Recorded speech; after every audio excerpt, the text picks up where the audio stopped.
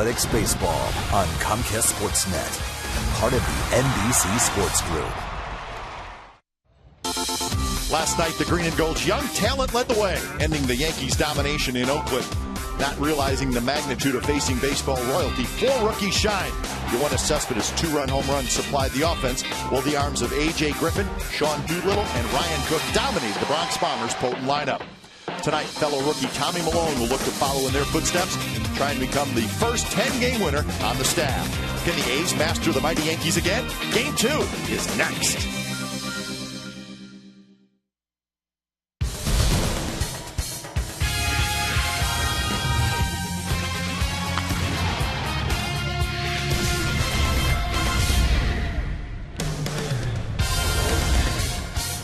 Friday Night Baseball from the O.co Coliseum. Another big crowd is expected. It's game 2 of this 4-game series. A's and the Yankees. A's won last night 4-3. Tonight, they'll send their rookie left-hander Tommy Milone to the mound. And this matchup, well, it's a matchup of stars for the Yankees, veteran stars, and the young stars for the Athletics. That includes Yoenis Cespedes. So we're looking forward to another exciting night of baseball here at the Coliseum. You'll see it right here on Comcast Sportsnet, California.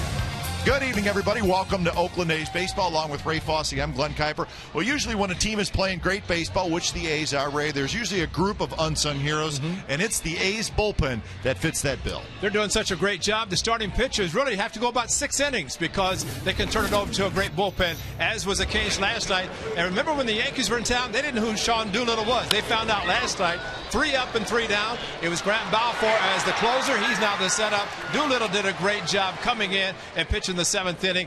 And this guy, he is just coming in. He said, I could have pitched 20 innings last night. He blew fastballs by the hitters. And then, of course, Ryan Cook was not the closer. He is now give up a home run. That was a big strikeout of Ibanez. Did a great job picking up the save. Bullpen did an outstanding job. So, pitching matchup, Ivan Nova for the Yankees, Tommy Milone for the A's. So, a righty and a lefty. 5-1, the record here at the Coliseum for Tommy Milone. The only loss against the Yankees, in which the Yankees shut out Milone and the Athletics. Nova, a great curveball. If you remember the game he pitched against the Yankees, it was his catcher establishing his great curveball early in the game. It turned out to be a good one as he went 7 innings. Great matchup. If Tommy Milone continue his success here at the Coliseum, it will be a great one for the A's. So a lot of excitement last night. We're expecting it again tonight and the rest of the weekend. The A's and the Yankees as we get set for game 2 of this 4-game series. Stick around when we come back to the Coliseum. We'll have lineups and first pitch, A's and Yanks.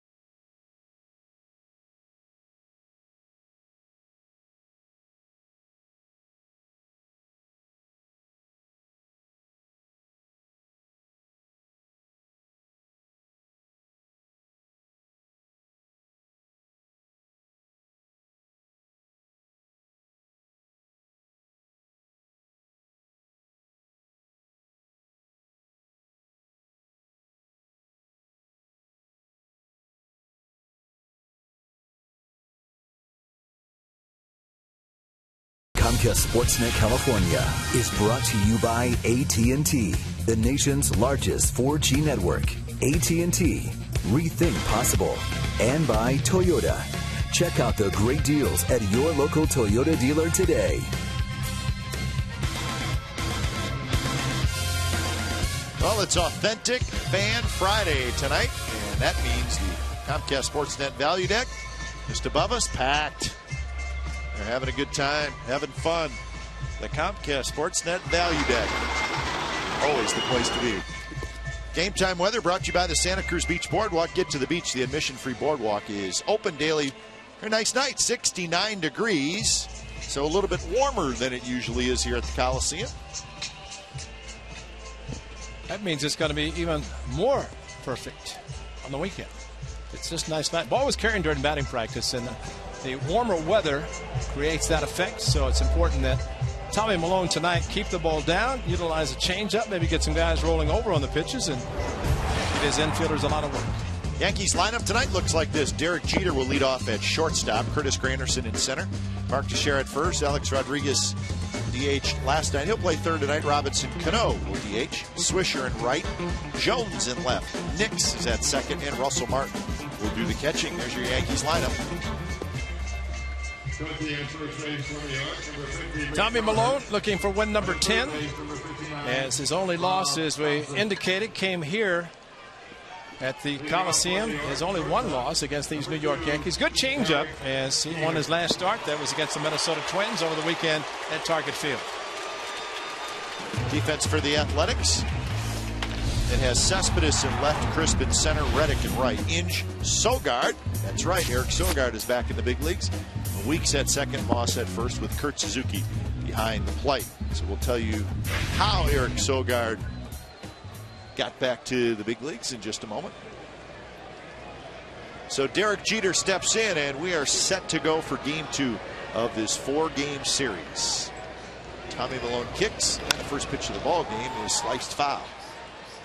So 7:07 first pitch on a beautiful night at the ballpark. Not surprised to see Derek Jeter. He is a leadoff hitter, but he does not take a lot of pitches. You throw him a first pitch fastball, which Tommy Malone did. Fortunately, had a little bit extra on it that he fouled it to the right side. There's the good changeup, and Jeter swings and misses. Hitters have a tendency to swing at the delivery of a pitcher who throws a great changeup, and Tommy Malone is in that category. Granderson in the on-deck circle, followed by Teixeira here in the first inning.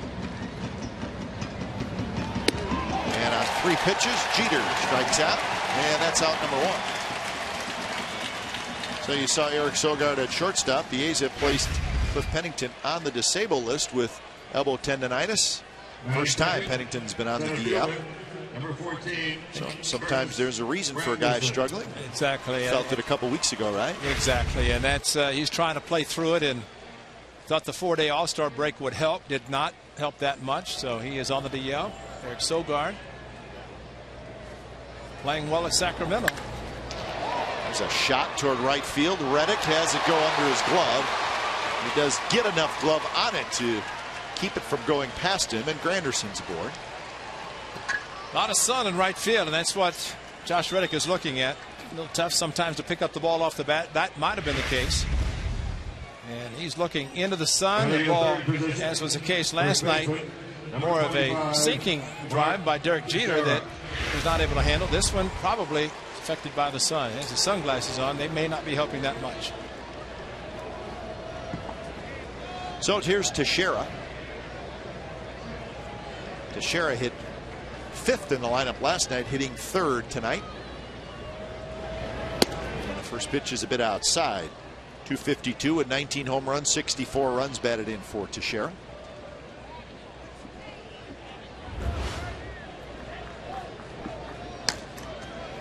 And a sacrifice fly last night. Fastball inside corner strike. The ball that Mark Teixeira hit straight away center field. It turned out to be a sac fly with the bases loaded. And he said the fact that the ball was running away from him just enough. Inner half, he probably would have tried to pull it. Might have been a slam. Had to settle with a sac fly. That was a big out. especially bases loaded in his power. Maybe the biggest of the game, besides the 27th out. Nice play by that gentleman. Check it out. Section 215, 216. Plaza level. Great snag. Yeah. Not below the value deck.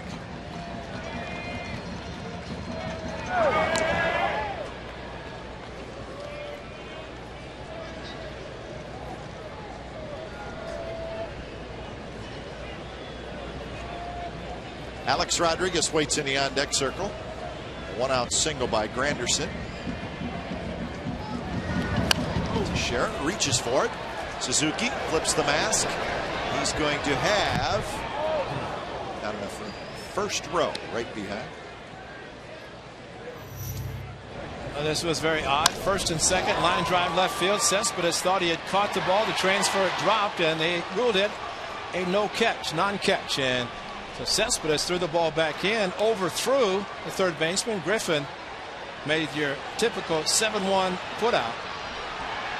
And if he had flipped the ball to Brandon Inge, it would have been a double play to get out of the inning. Look out. Well, I thought about that play. I saw a highlight of it today, and it looked like the umpire did not make the right call, but he did make the call right away. Quickly. Yeah. That's important. And that is important. I mean, there was no way the Yankees could say, well, we didn't know what the call was, because Brian Knight, who was the third base umpire, he did call it right away. So when you see him kind of doing the no catch, there's your call. The Yankees on the bases looked like they did not know what the call was. The old assumption, they assumed line drive, that ball was going to be caught, so they decided not to run. Fortunately, the A's did get out of the inning.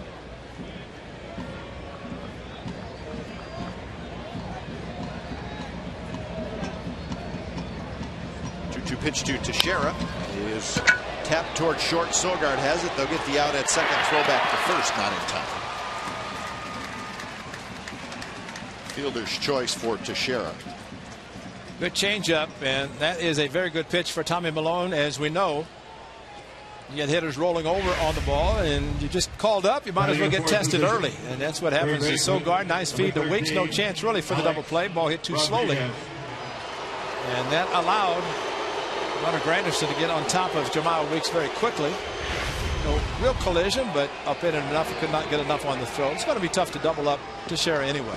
Almost to the point you don't even want to throw the ball. First pitch to Alex Rodriguez is a strike.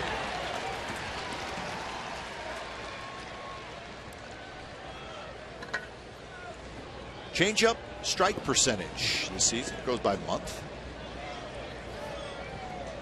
Sure, change it for a strike that often, as long as you're not hanging it. Well, you'd prefer guys to make contact with the changeup, right? Well, especially with Teixeira, gets a couple of strikes on him. 2-2 count, maybe looking fastball, pulls the string on a changeup, gets a ground ball. Sometimes that's going to be a double play. The two changeups back to back to Alex Rodriguez, both to the outside part of the plate, sinking away. First one called a strike, the second one a little bit off the plate, but great location, especially to a power hitter. So 2-1 to Rodriguez.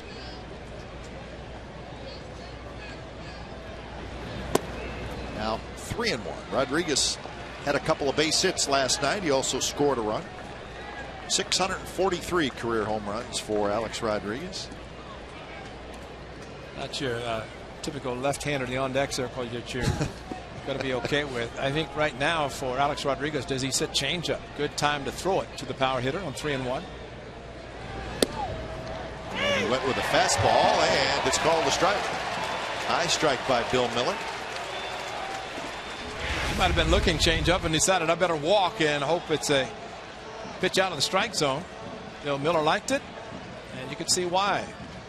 Alex is a tall player and about belt high.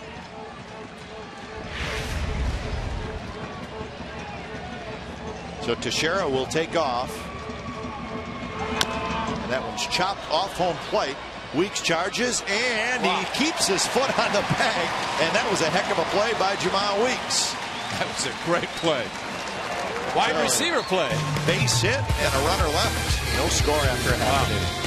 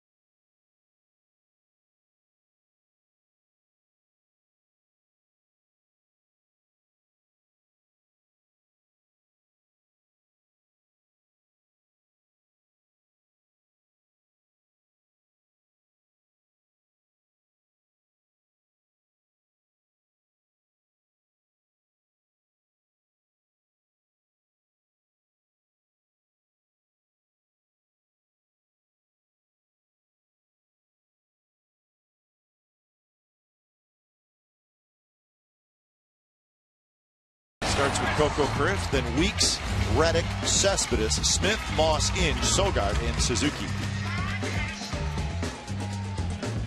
So Ivan Nova, the big right-hander, is set to go to work against that A's lineup. His first pitch to Coco Crisp is a fastball outside. See in this game how much Martin, catcher, calls the curveball with Nova, as he did back in May.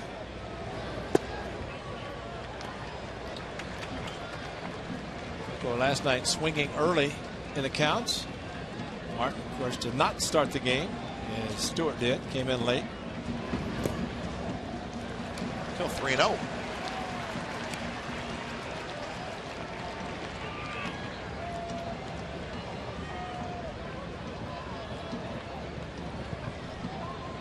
Coco has his average all the way up to 242. Thanks to his 3 hits last night. He's got 13 hits in his last 33 at-bats. That's a .394 average. Now Teixeira moving back at first base. Alex Rodriguez staying close at third. Last night it was Teixeira catching one, missing one.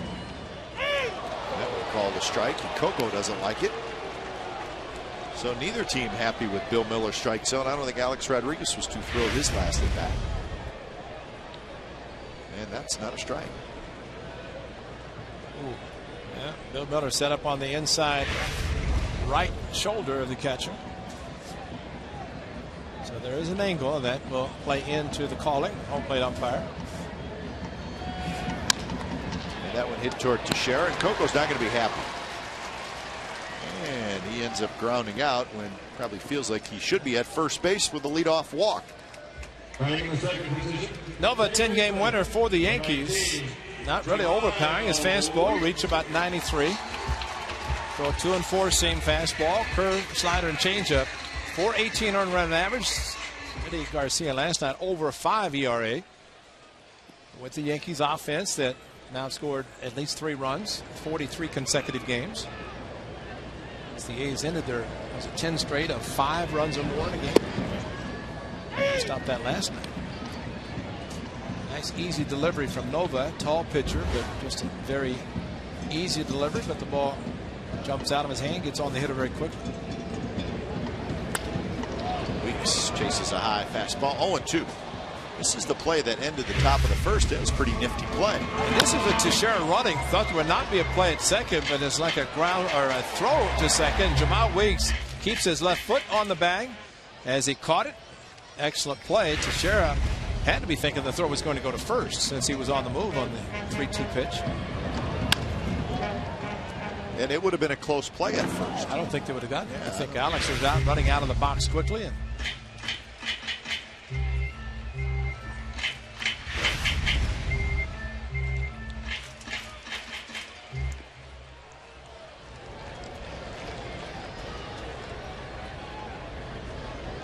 another 0-2 pitch to Weeks. And he swings at a pitch in the dirt. So that's out number 2. Here's the defense for the Yankees. Jones, Granderson, Swisher in the outfield. Rodriguez, Jeter, Nix, Teixeira on the infield with Russell Martin.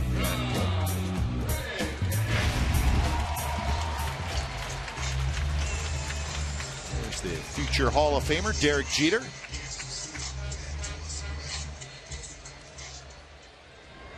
'96, his first season. Like it was just yesterday. He probably feels like it was just yesterday also. It's funny, you always think about, you watch Jeter. How will you talk about Derek Jeter 30 years from now? When somebody says,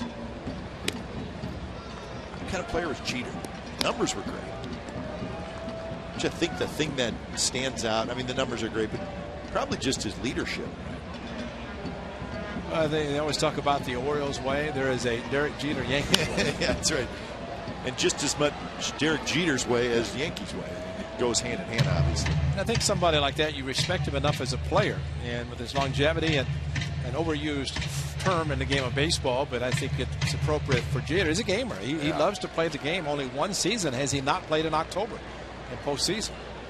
He didn't know what to do. It's understandable to play as long as he had and finally missed postseason.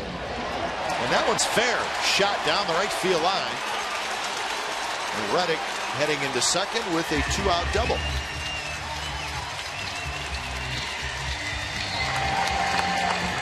So Reddick gets double number 17 on the year. Left-handers like to drop the head of the bat on a low pitch, and Josh Reddick did it there. Just dropped the head over to Teixeira, past Teixeira, just inside the line, according to Wally Bell. So Cespedes comes up, as he did last night with a runner on base. Last night it was Jamal Weeks.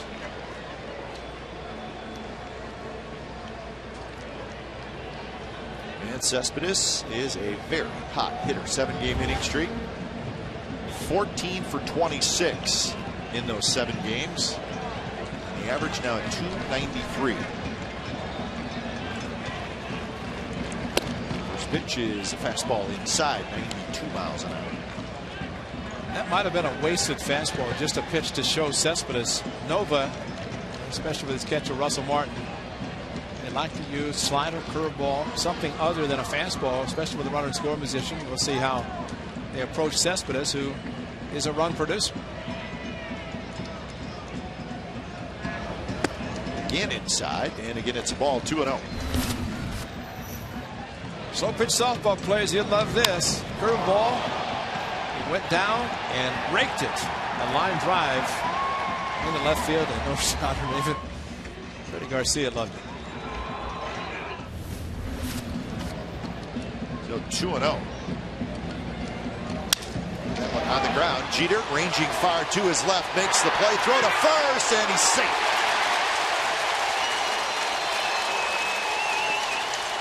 So Jeter saved a run on a very nice play, but he could not get the speedy Cespedes. What a play, though. Thought as far as Jeter was playing in the hole to pull, that the ball might scoot under his glove. But great range. Normally you see an infielder dive for a ball to keep a run from scoring, but Jeter makes the play so well that he caught the ball, spun, thought he had a chance to throw out the speedy Cespedes, but fortunately when Cespedes jumped to the bag, hit it hard, and he could have been called out, but got the front part of the bag, which is very important. So far it looks like he's okay. So runners on the corners for Seth Smith.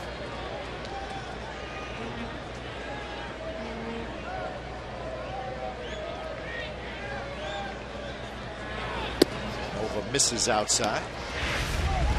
Well, Exmo Jeter reaching down to the outfield grass. The 360 picked up his target. Perfect throw. Great stretch by Teixeira and a bang bang play. And that's how close the play was. Exmo brought to you by Cache Creek Casino Resort. And Exmo showed that Wally Bell made the correct call again. Got the big toe in the front of the bag. Cespedes jumped at the bag. Don't like to see the jumping the bag though, because that's. Saw Brandon Moss hit the bag hard. Seemed to be okay. Really jams the leg and the foot when you jump into the bag the way the guys did. 1-0 to Smith, hitting .248 with 10 home runs, 32 runs batted in. Blocked by Russell Martin.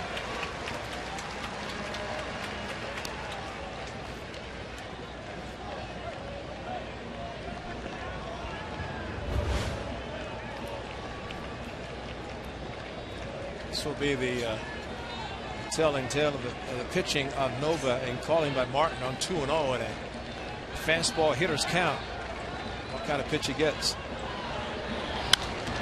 He got a high fastball and had a good swing at it.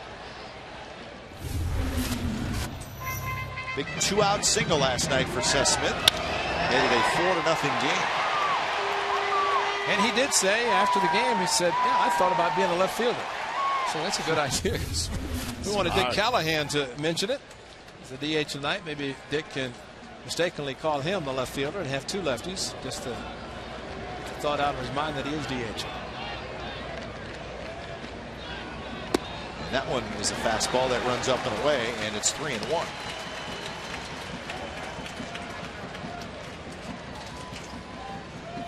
.128 batting average against Nova with runners in scoring position in 2 outs. Wow. See that stat, you're surprised his ERA is over 4.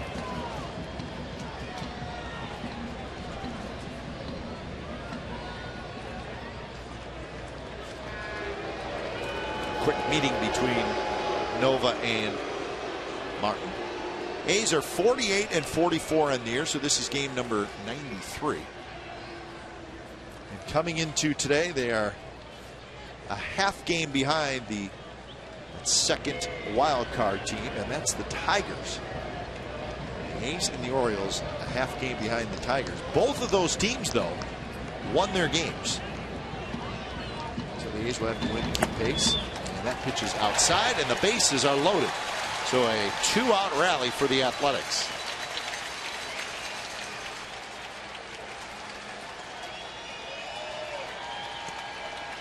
Now in the sixth position, first baseman, number 37. So the bases are loaded for Brandon Moss. Now those are updated. Tigers won their game, and the Orioles won their game.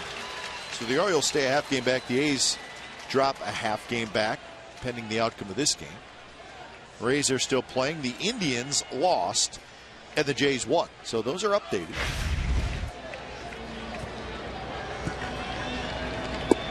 So 8 teams, all within 3 games of those 2 wild card spots. Excellent first pitch curveball from the right-hander to Moss. Not throwing the Uncle Charlie right over the top. 12-6 curveball. That's another one. So that one down in the dirt, and Moss missed it. So 0-2. Pitch like that is why his numbers are so good with runners in scoring position. Seth Smith took the pitch for a ball. And Moss too anxious and swung over.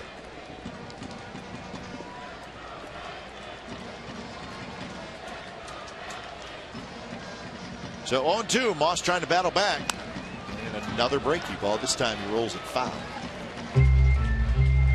That type of a curveball, you can pick up the spin. You can see the rotation of the baseball and the seams and know that with the spin, it is a curveball. And if it starts out low, it's going to end up below the strike zone.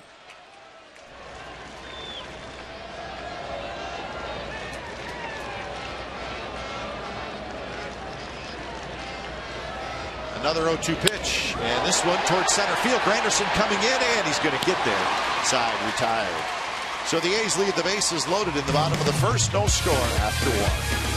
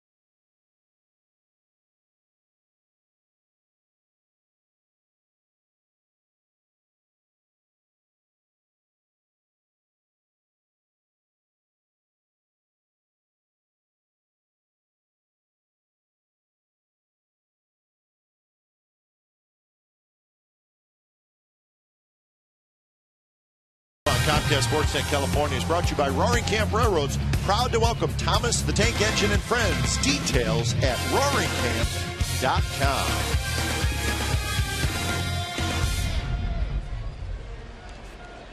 Second inning, no score. Each team with, actually the A's with the big opportunity with the bases loaded in the bottom of the first. Could not get a run home. Yankees had a hit in the first inning, but could not score. Only thing the A's did was force Nola to throw a lot of pitches. Did get out of the inning. 17 in the first inning for Tommy Malone. Some very good defensive plays. And that one almost got Cano. The Yankees are 57-35. How close did it get? Oh, my goodness. It's like it went right through his leg. But that record is, as we said last night, still the best record in the major leagues. They're 27-18 on the road. They will finish this series here, obviously on Sunday, and then they will go to Seattle for a 3-game series Monday, Tuesday, and Wednesday. So West Coast swing for the Yankees. They've won 9 out of 12. The A's have won 11 out of 13. So two teams that are playing very good baseball. Their lead is 8.5 in the East. That is over the Orioles. Cano reaches for it, and skies one on the infield. And Weeks has it for out number 1. The best records in July, well, the best record belongs to the Athletics, 8-2, or make that 11-2, excuse me. Yankees are 10-5. Tigers continue to play good baseball. In fact, the Tigers won tonight in that big showdown series. It's the Tigers hosting the White Sox, and game 1 went to Detroit 4-2. That was a pitching matchup of Verlander and Peavy. So Detroit now just a half game behind the White Sox with the game 1 win in that series. I don't think that surprises too many baseball people. Those two? That the Tigers are doing what they're doing. Just a matter of time. Yes. And in reality, we talk about it a lot. We play a 162-game schedule, and it's called a marathon for a reason, unlike postseason where it is a sprint. But when you have 162 games and you know your club is good enough and maybe it's going to take a little time for them to to work and gel together. It's just a matter of time. Jim Leland. I thought Leland, when they had a game right after the break, I mean, it was a tough loss for the Tigers. But his comment was, "Oh, this is a great game. Well, you had to be here to enjoy. This was just fun being a part of this. You just lost a tough game." Yeah. And he's looking at it as one of the best games ever to watch. So you have somebody that plays the game that way and manages. You want to play hard for him. And you think about how great the A's have been playing for 5-6 weeks now, but we're not even 2/3 of the way through the season. This is game number 93 for the Athletics. Of course, you do the math, 2/3 of the way through would be 108 games. So they're still quite a few games away from being 2/3 through.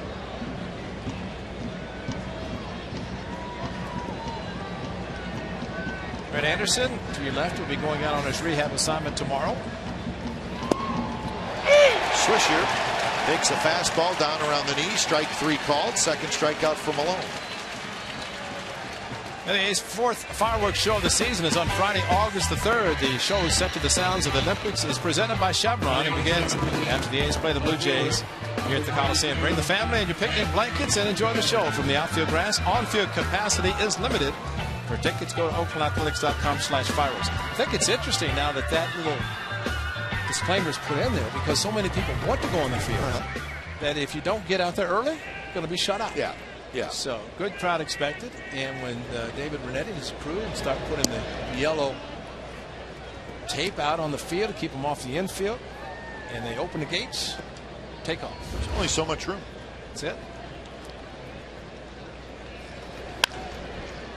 Andrew Jones hits one hard but foul. Nick Swisher has an excellent eye, but sometimes even good hitters can be fooled. Maybe look for a certain pitch. That was a strike. I don't think there's any doubt in his mind it was a strike. Just a question whether he was looking for something else.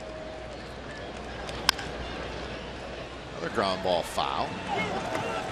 1-2 the count to Andrew Jones. 12 home runs, 26 runs batted in for the veteran Jones. You see that guy wearing number 12, Eric Chavez? I guess number 3 isn't available. No, so he goes 1 + 2 = 3. The great favorite.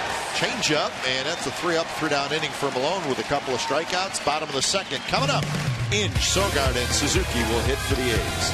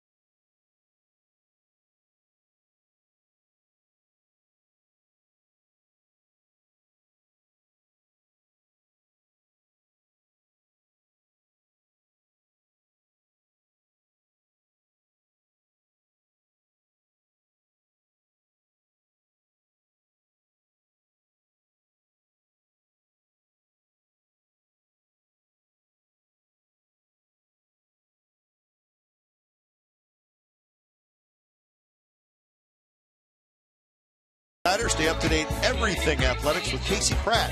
Follow Casey on Twitter at Casey Pratt CSN. Log on to A's Talk on CSNCalifornia.com all season long. Read Casey's news and notes on the Oakland Athletics. Beautiful night in the Bay Area. No score between the A's and the Yankees. It's the bottom of the second inning. Brandon Inge to lead it off against Ivan Nova. Nova threw 26 pitches in that first inning, but the A's could not push a run across. They left the bases loaded.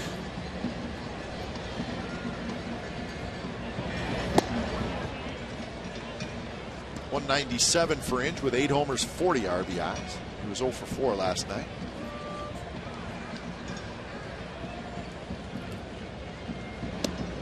Big curveball catches the outside corner.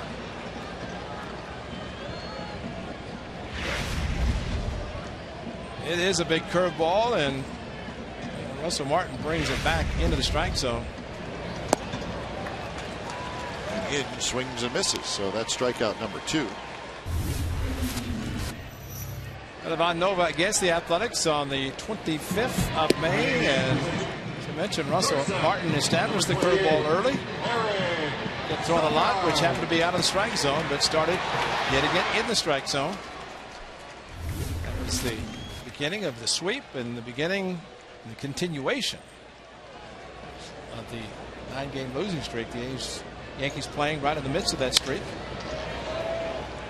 Sogard bounces one towards second. Jason Nix has it. Yeah, that was the first game of that 3-game series. Malone pitched the 3rd game, and he's got shut out. Different ball club now are the Athletics. Batting ninth and catching. So here's Kurt Suzuki. Suzuki. The A's will go to New York late in the season. Very late. It's September 21st, 22nd, and 23rd. It's the second to the last weekend of the season. That's part of what is a long road trip for the A's. They'll have 3 in Detroit, 3 in New York, and then 4 in Texas.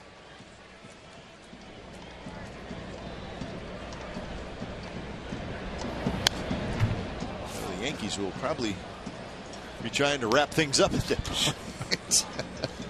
Nothing against the other teams in the AL East. It's September when they can increase the roster to 40. The Yankees have probably increased the roster to 40. They will add players in September.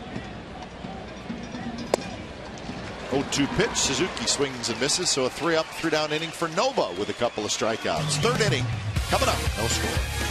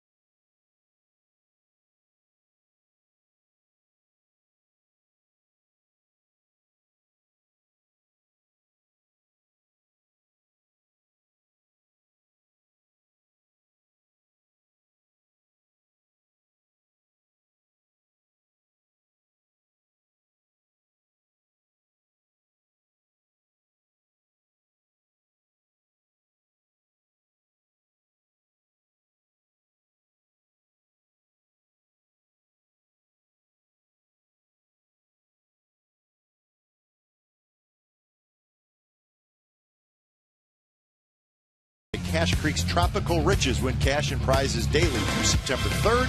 Visit cachecreek.com for details. Top of the 3rd inning with A's and the Yankees scoreless. Jason Nix to lead it off. Remember how we talk about when a pitcher's pitching well, you hope your own pitcher pitches just as well. Holds the offense of the team down. In this case, the Yankees. Well, Tommy Malone has a chore tonight because Nova has settled down, pitching well. A line shot by Nix right into the glove of Inge, and that's out number 1. I think Tommy Malone is doing the same thing, pitching very well. Great changeup to end last inning with Jones, and this line drive. It's just a matter of not how you hit them, is where you hit them, and Nix right into the glove of Brandon Inge.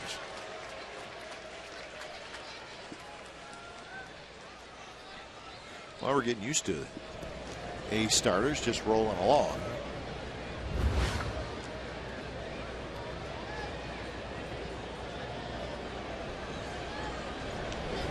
Amazing. You look at the team statistics in the American League, and the A's have the best team ERA in the American League at 3.42. They have the best starters ERA. They have the best bullpen ERA. This makes the catch. In fact, they lead by a fairly significant margin in those team statistics. Yankees are third, but the Rangers at 3.68. And the A's, on the flip side, they've been scoring runs for a while now, but they're still last in the American League in runs scored. But you hold the opposition down, you don't have to score as many. That's exactly right. That's the success. And you watch teams that have excellent pitching and defense, you realize they don't have to score a lot of runs. There's no way the A's are going to outslug teams. Sure, they've hit home runs more than they did last year at this time. Double. And they've come through with some big hits, big home runs. And they made the hits count more in the last couple months. Like that one from Brandon Hicks. Jeter takes a strike, and it's 0-2. He did such a great job, he hasn't played since. Back-to-back fastballs. First one, Jeter talking to Kurt Suzuki. This one on the inside corner. Paid it perfectly. I don't think Jeter's ever concerned about getting 0-2 in a count. He got over 3,000 hits. Doesn't concern him. Just missed, but a good 0-2 pitch.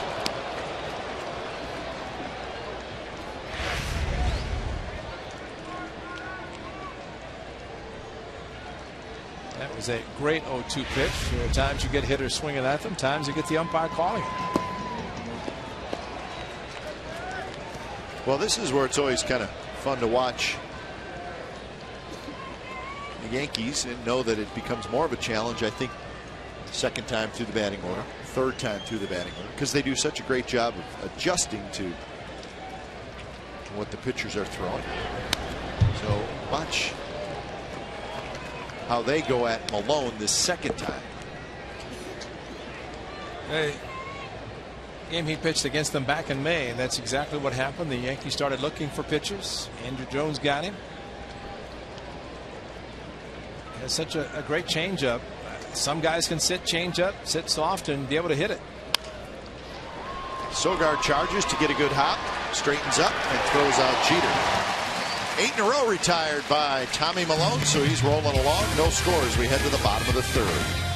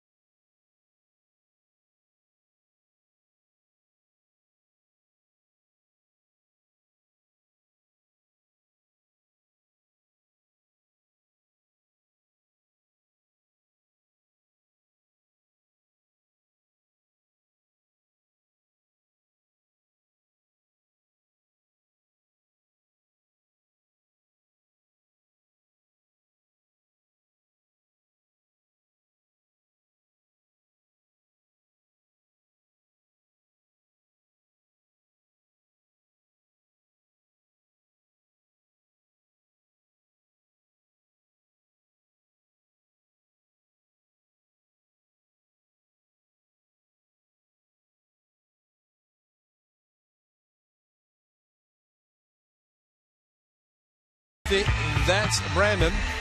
Are collecting donations to assist the victims of the Waldo Canyon fire in Colorado Springs, Colorado. Both attended Cheyenne Mountain High School in Colorado Springs, which is currently being used as an evacuation shelter. All donations collected will go directly to local charities that are assisting fire victims. To make donations, go to oaklandathletics.com/fire. Brandon was saying they're going to have an online auction soon. He would let us know. He and Amanda have put everything together, and so they're doing a great job raising funds for fire victims. Tough times in Colorado right thinking about that. Very tough times. Is it Aurora, which is, I believe, a suburb of Denver, right? Yes, it is. Aurora, Colorado. Tragedy today, so our thoughts and prayers there with that situation. That's hard to figure out. It's going on in somebody's mind. 0-2 to Coco Crisp. Goes after that curveball. Crisp bounced out to Teixeira in the first inning. 26 pitches, as you mentioned, for Nova in the first inning, but only 8 in the second. And best thing the A's could do is get him out of the game. He has a great curveball. Coco, right field line, and that's fair. And let's watch Coco go. Swisher picks it up. Coco's not stopping until he gets to third with a head-first slide.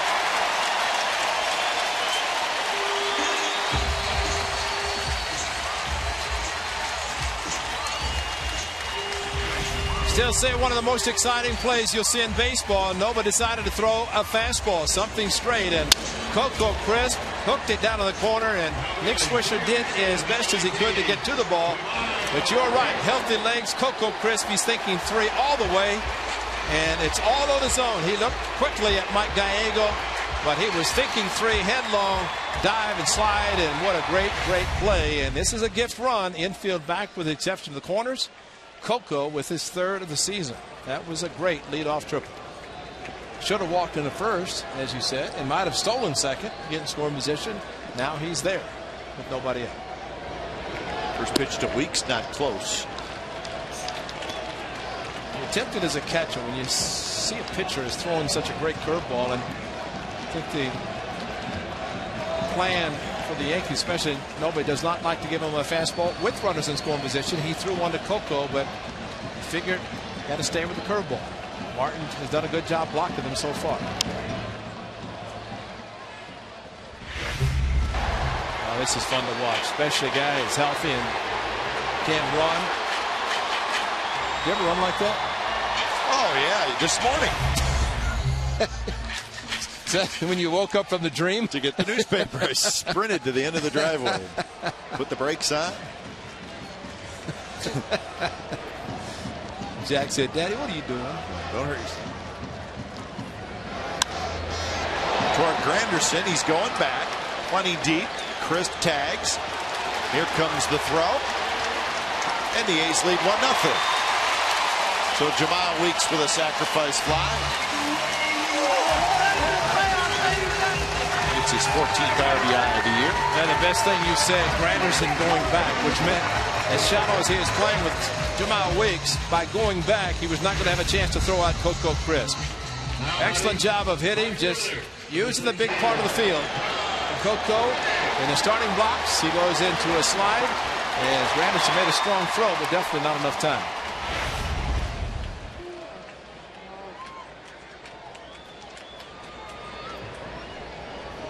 So 1 out. Here's Reddick. Nova again misses with that breaking ball.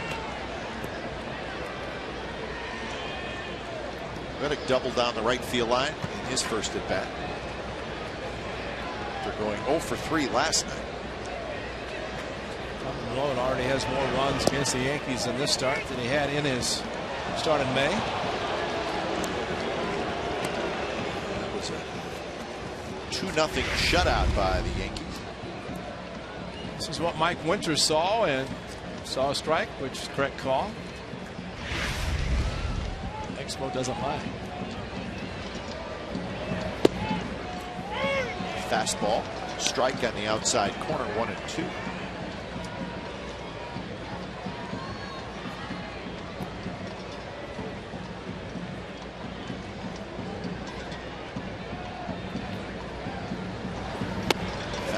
is hot. It was Kuroda and Soriano shut out the Athletics in that Tommy Malone start here at the Coliseum on the 27th of May. It was a 2-0 final. In fact, Malone in 2 consecutive starts lost both starts 2-0. He lost that one, and then he went to Kansas City and pitched well and lost 2-0 there. It was a Sunday afternoon at the Coliseum.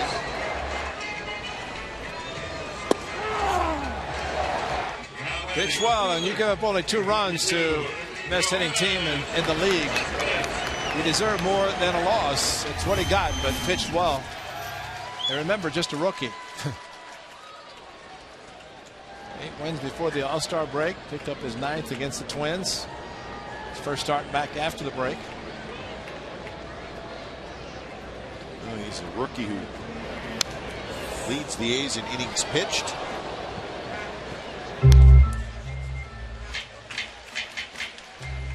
Cespedes, a rookie, hitting .296. Another hit in the first inning to extend his career high hitting streak to 8 games.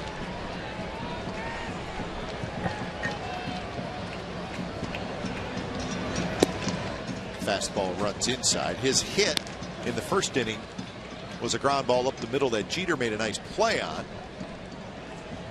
But his throw to first was late. Cespedes beat it out. And that was ripped up the middle. Nix dives, can't get it. Cespedes is 2 for 2. Here he had the cue shot to second base last night. This a bullet. Bat speed is just unbelievable. One thing that the Yankees have to really be impressed seeing Cespedes play for real for the first time. And Exmo, and look at that back foot actually comes up off the ground. That's a little bit strange to see. But whatever, it's working with Nix diving. And that's the amazing thing. I talked to Chili Davis, the A's hitting coach, about that. I said, have you ever seen a hitter swing with a ground ball with the quickness in which it goes through the infield? He said, never. But his bat speed of Cespedes, and Chili, a great hitter. That effect's so good that Dallas Braden trying to pick his brain. That's what pitchers do. But I've not seen that before. Just quickness of the bat, the ball through the infield. Guys are diving for the ball and it's already past them.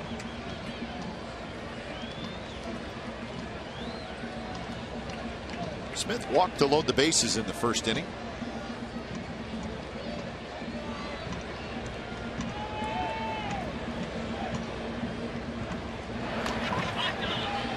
Thing about Cespedes, talking about his average approaching 300.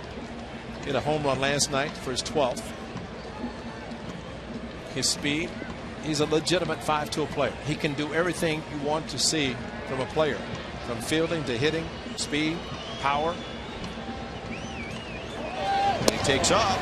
Martin's throw is not in time. Stolen base. Cespedes slid off the bag, but he's able to get back. Stolen bases. Speed. Did you mention speed?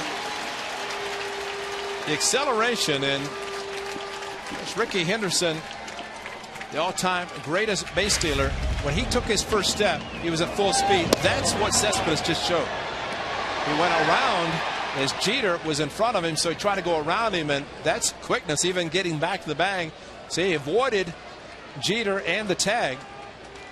Could not keep his hand. Jeter, as always, continues with the tag, but Cespedes is able to get back.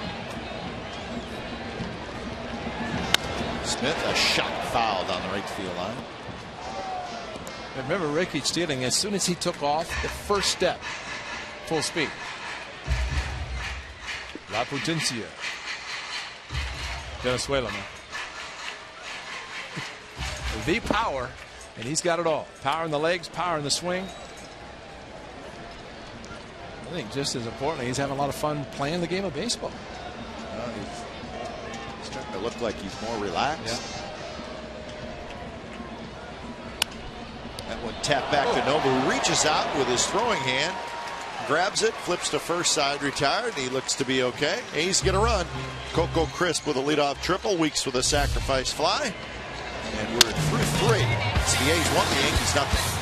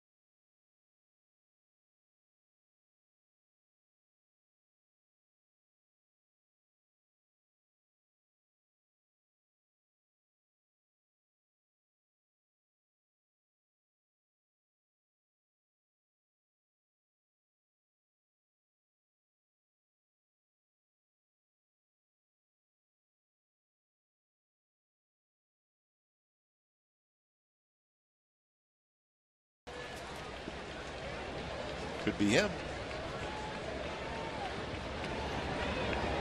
Granderson, Teixeira, and Rodriguez.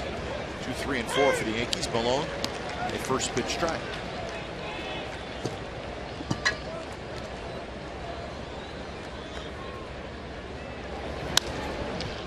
The big series down in Anaheim is underway. The Rangers and the Angels are tied 1-1 in the 4th inning. Holland for Texas, he's 6-4. Weaver for the Angels. Weaver's 11-1. So we'll keep you updated of that series, including tonight. Those two teams still have 13 games left against each other. So they go a half a season without even playing. That's right.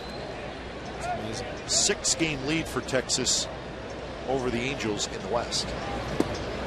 1-2 pitch, swing and a miss. Granderson strikes out. That's the 4th strikeout from Malone. Bring your kids out to the Coliseum Sunday, August the 5th, when the A's play the Blue Jays. That is a huge weekend against the Blue Jays. We've already talked about the 3rd, 4th, and now the 5th. 7,500 kids will receive an A's Jamal Weeks drawstring backpack. It's courtesy of Washington Hospital of Fremont. For more information and tickets, go to OaklandAthletics.com/tickets. I know about that hospital. It's a good one. You've been there? more than you want to know. I just say it's good. Dr. Whalen, Dr. Heineman, some good doctors over there. I think you've been there. Yeah. When you start throwing doctors' names out there, you've been there. They're just good people over Fremont. Washington Hospital. Glad to see they're sponsoring the Jamal Weeks backpack. Good pitch to Teixeira on the outside corner. 1-2. No walks, 4 strikeouts, and 1 hit allowed by Malone. And like A.J. Griffin last night, on top of the mound, gets the ball, gets the sign, and throws. Little jam shot. Weeks spins around, and he's not going to be able to get it, and it'll drop for a hit. Here's our Ford right choice for tonight. June 12th of this year, Alex Rodriguez hits a grand slam in Atlanta. It's the 23rd grand slam of his career, tying with Lou Gehrig for the all-time lead in that category. Gehrig had sole possession of the Grand Slam record since July 5th, 1934. And the guy he passed was Babe Ruth. Babe Ruth finished with 17 career Grand Slams. So Alex Rodriguez with the Grand Slams. 17 home runs away from Willie Mays. Robin Ventura with 18 Grand Slams, managing the White Sox. I think the most notable Grand Slam that turned out to be a Grand Slam single was one of the playoffs when he had a walk-off Grand Slam, but celebrated before he hit second base. That's right. For the Mets, I think against the Diamondbacks. That's right. That's exactly against the Diamondbacks. You're right on. Fastball for a strike, and it's 0-2. Good mix-up there of the curveball first pitch, swing and a miss, then thinking maybe soft, got a fastball, couldn't pull the trigger, and that's the pitch that Alex Rodriguez likes to extend his arms. Very powerful. Short lead for Teixeira at first. And that one's cued. Weeks is not going to be able to get it, and it's going to make it into right field. Teixeira's going to test the arm. The throw is there. Forget about it. Not even close.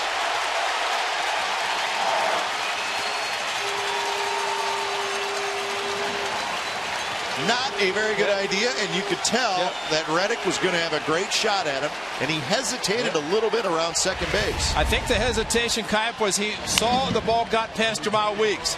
Once that happened, he thought it was hit slowly enough, but that's a barehanded grab and a perfect throw to Brandon Inge. And Mark Teixeira out. Exmo right on the money. Perfect throw. And Josh Reddick said, I've not been given a lot of opportunities. And I said, that's because your arm is so great they don't want to test it. But Mark Teixeira did try to make something happen. Reddick got him his 9th. What a perfect throw. And remember, a barehanded grab. Not an easy play to make. So instead of first and second, 1 out for the Yankees. See right there. Yeah. Well, he looked to third almost as if, and I don't know if he got an indication to run. Maybe he did, but I think the biggest thing that once it got past Jamal, who was playing, of course, with a shift, playing Alex Rodriguez towards second base. Good effort. Good try, but just ran up against a very strong and accurate arm in Josh Reddick. 0-1 to Cano. If you're not a fast runner and you hesitate, probably a bad idea to keep going. Yeah, you can't pick it up that quickly and go. You're right. Josh is so happy. He's got his high school coach, baseball coach from Georgia, in a group here watching him for this weekend.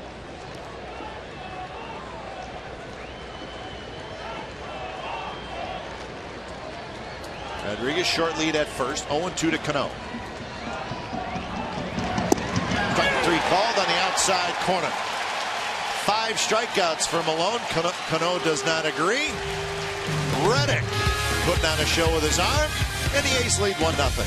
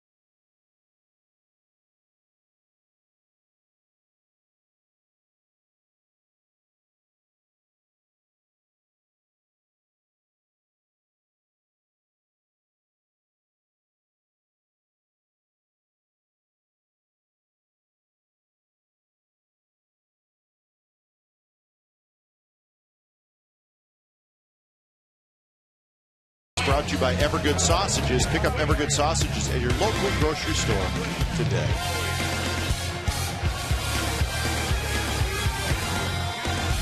One nothing, the A's lead. It is the bottom of the 4th inning.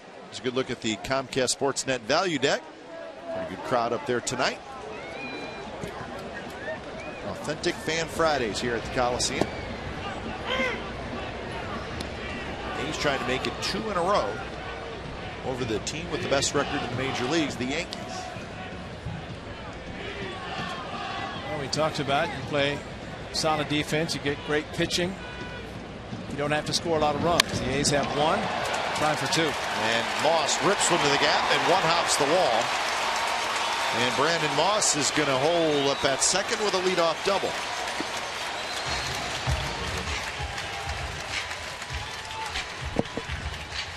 Well, the difference in the first inning, bases loaded, flew out to center field this time, leading off the inning. It's a fastball, inner half of the plate, and just unloads, crushes it on the 0-1. And Brandon Moss in X-Mo, head down, great follow through. Double, split the gap perfectly in right center. That's a one-hop shot in any elevation at all. It's a home run.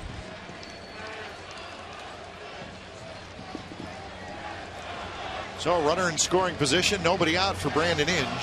Sogard will be next.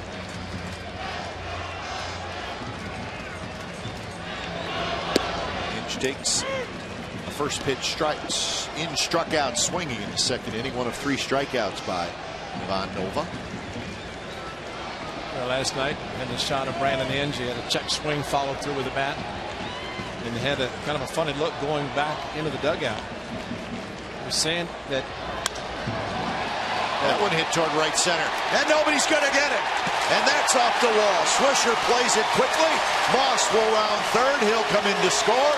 Inge with an RBI double, 2-0 Athletics.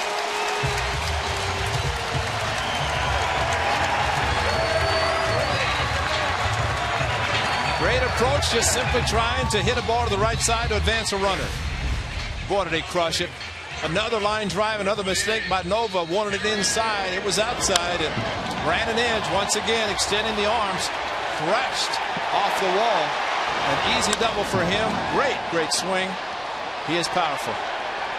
Brandon Moss making sure over the head of Swisher, able to score easily. So textbook baseball. He got him over and also got him in. So back-to-back Brandons. Yep. Here's Eric Sogard. He may drag a ball now and bunt it towards the first base side. That'd be a nice play.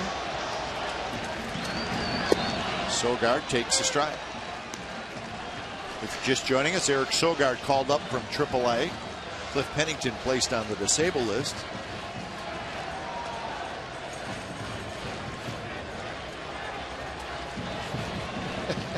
Certain Temple was on with glasses. It's left elbow tendonitis for Pennington. Arizona State. Huh? That's great. I just think when A.J. Griffin pitches, you're going to have two players when Sogard plays short wearing glasses. Maybe I have to check with the lines. That might be a record in today's book. One roll foul. See what Sogard did in Sacramento the last 3 games? Did you read that? On Tuesday, the River Cats played 18 innings. On Wednesday, they played 13 innings. Yesterday, they played the conventional 9 innings, but the game was over 3 hours, and Eric Sogard played every inning. 40 innings in 3 days. Nova fouls it around, and everybody's going to be safe. He had it about 3 times, but could never pick it up clean. And it was almost as if he forgot about Eric Sogard. Looked like he was thinking about Inge off second base. He reached down, and the worst thing you could do is panic as a fielder, and he panicked.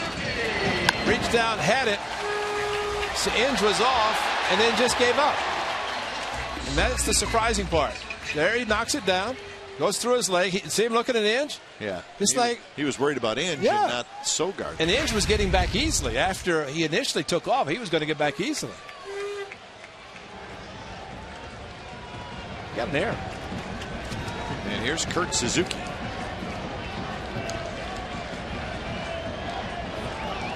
Kurt to bunt, and he bunts it toward Alex Rodriguez. And he's going to get the job done. So Suzuki with a sacrifice puts runners at second and third and 1 out. Again, textbook. Kurt Suzuki knows that he wants Alex Rodriguez to field the ball, the third baseman. That allows the 2 runners to advance. So a sacrifice fly and a sacrifice bunt for the A's in the first 4 innings of the game.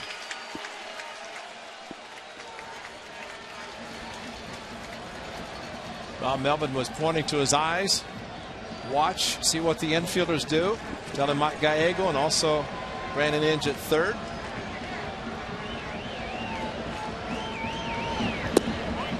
Curveball just a bit low.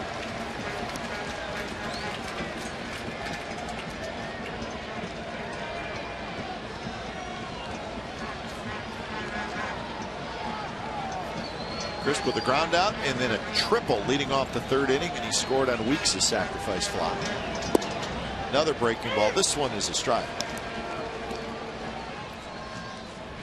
This is Bill Miller calling the pitch where it goes over the plate, not where Martin catches it, because if that was the case, it's a ball down near the ankles. But it's where it crosses the plate. Strike 2, 1 and 2. Softballing him, huh? That's what he does, especially if he has a runners, in this case second and third, infield in. He was looking for a strikeout. Filco's just looking for contact and preferably to the outfield. in the dirt. Coco does not swing.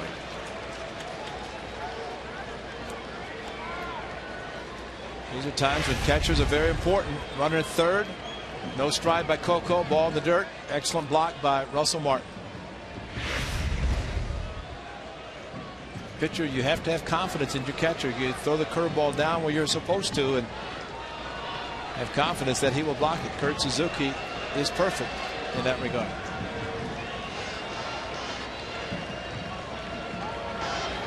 And he got him swinging. Martin will throw to first. Runners hold, and that's out number 2. So not a fastball to be seen, nope. huh? Nope, not surprised. And that's a big one. He wanted to strike out. He got it. Now the infield can move back.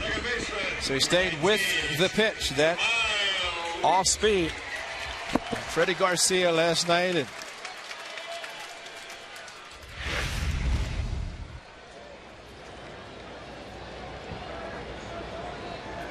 yeah, you're right. 2 similar pitchers. Yeah. I mean, really, you need to look soft, look off speed if you get in a situation where you can drive it and run. Now, if it goes fastball, a lot of this because the infield's back. Now he's not afraid to have his fielders do their job. And Jamal just trying to do his, and a couple of runners out there. I've always felt that with 2 outs, or let's say in the case of Coco, the pressure is on Coco with the infield in to make some contact. Once there are 2 outs and you're a hitter, pressure is, hey, there are 2 outs. So that's a big hit if you get it, but not as much pressure as if there's just 1 out. A little pop up, and that will do it for the Athletics, but they get a run on the RBI double from Inge. We're headed to the 5th inning, 2-0 Athletics.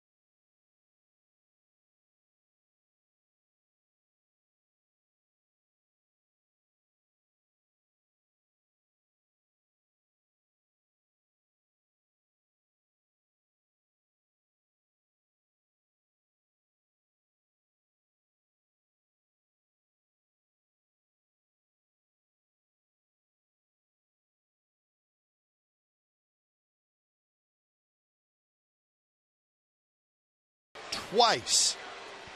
Jeter right? No, Don Mattingly. Donnie Baseball. Boy, 238 hits in 1986. Jeter's done it once, but the key there is he's tied for the American League lead this year. So Don Mattingly, of course, now the manager of the Dodgers. That was not him sitting there in the stands. He is, where is Don Mattingly? He's in New York, playing the Mets. Swisher to lead it off, followed by Jones and Nix, top of the 5th. Pop up. And that will bounce right on the bullpen mound.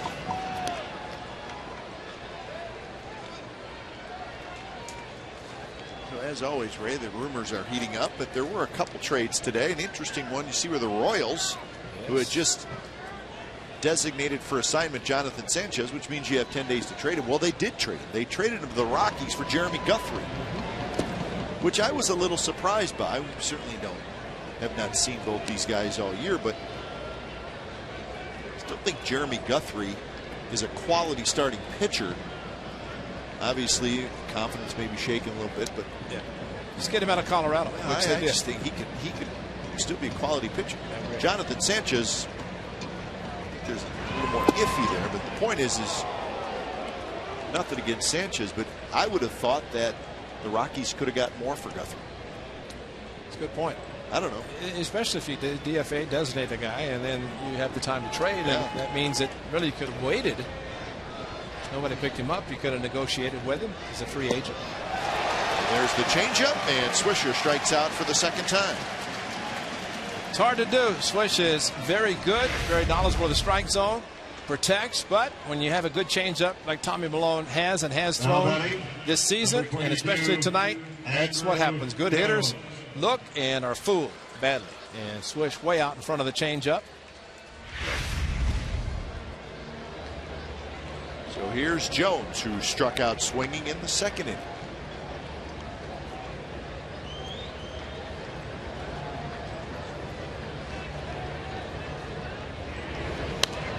Jones goes after the first pitch, fouls it just to our right. You're going to see a strikeout in Exmo. I want a changeup, leg kick, out in front, stride, and where's the ball? The bat is through the zone and already following through before Suzuki catches the ball. That is a great changeup because that simply means the hitter is swinging at the delivery of the pitcher. And that's why Tommy Milone from the left side, such a good changeup. And we'll say the same thing tomorrow night about Jared Parker from the right side. 25% of his pitches are changeups.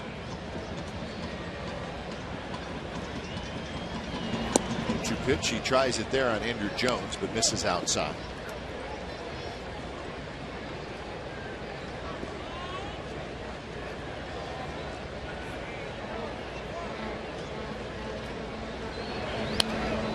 Time. Fastball. Jones had a pretty good swing at.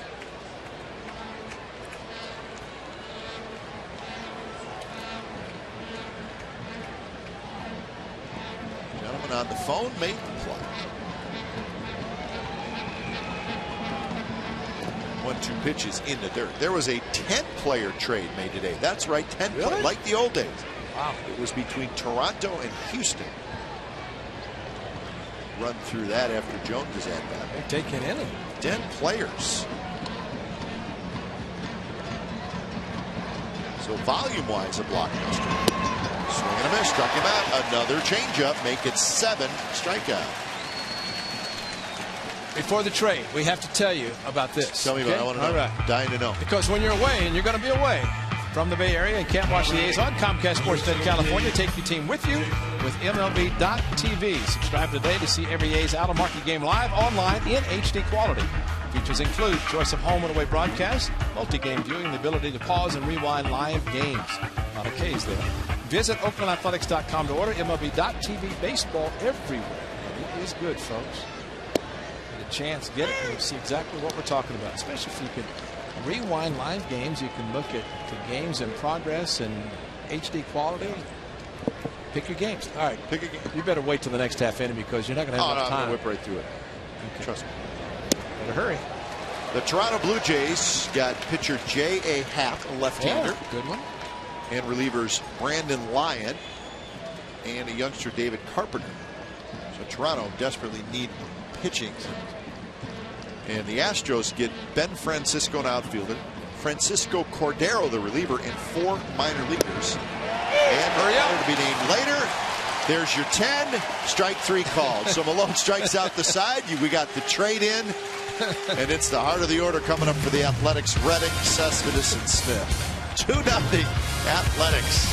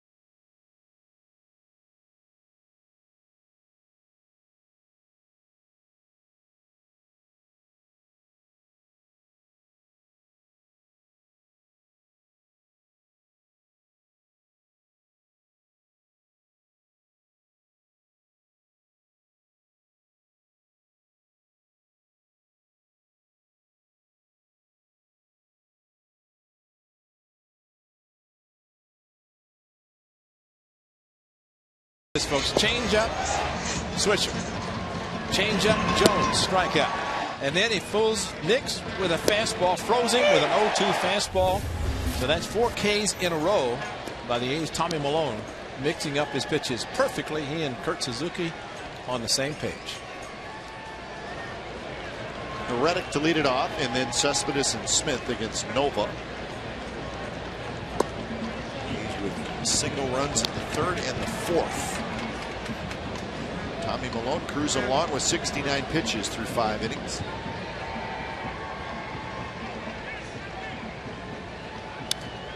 Reddick got a fastball on 2-0 and fouled it back 2-1. Angels have scored 3 times, and the Angels lead the Rangers 4-1 in the 5th inning.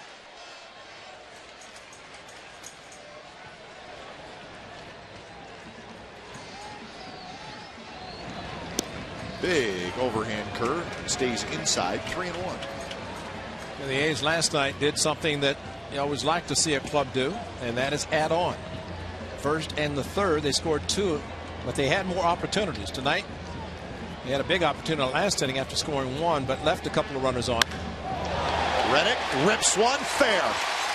This one will rattle around in the corner, and Reddick's going to have another double, and the A's are going to have another leadoff hitter aboard.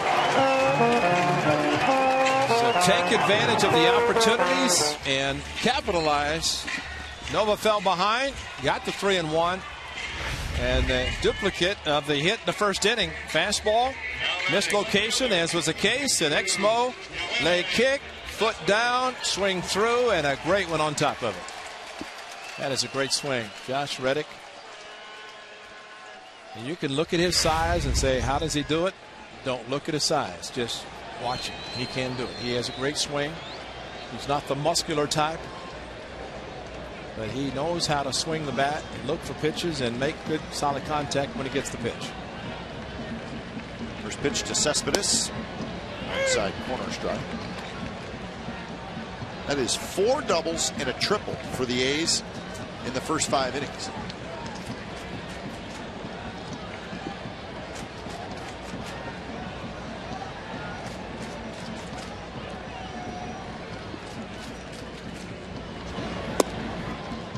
Cespedes gets a hit here.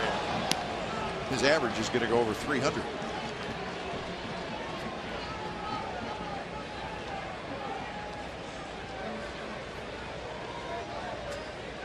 That's exactly what you're talking about. One more hit would do it. Started at 293 tonight.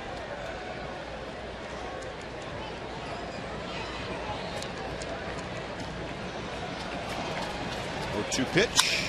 That's hit toward 3rd, hit hard, but right at Rodriguez. Fires it across, and that is out number 1.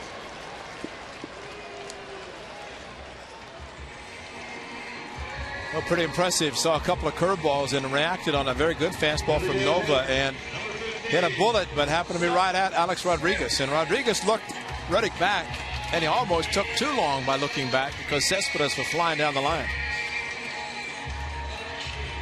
Just a natural reaction for an infield on the left side to look the runner back, but Cespedes, tremendous speed out of the box.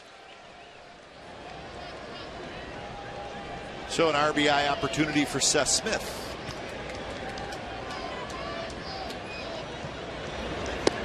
Curveball snaps in there first strike. Looked like he threw that one a little bit harder.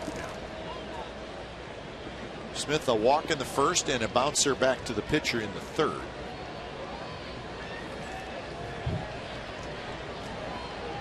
Smith 1 for 5 in this series. And now he's behind the count 0-2.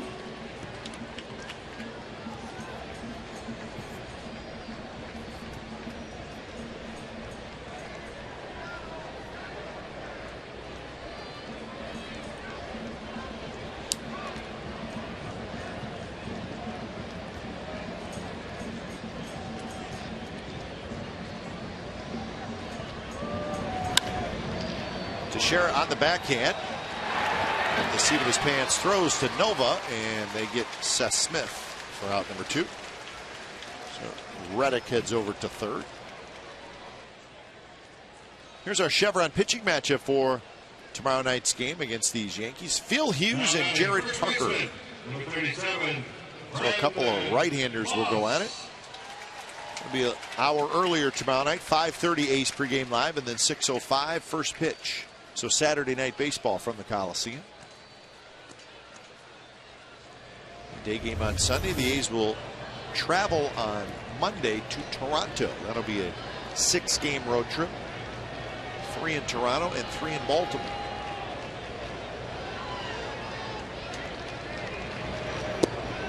First pitch to Moss is a strike. Remember the first at bat, bases loaded, curveball, curveball. Second at bat, leading off, fastball, double. This time runner third, curveball. It's a pattern, something that he does very well.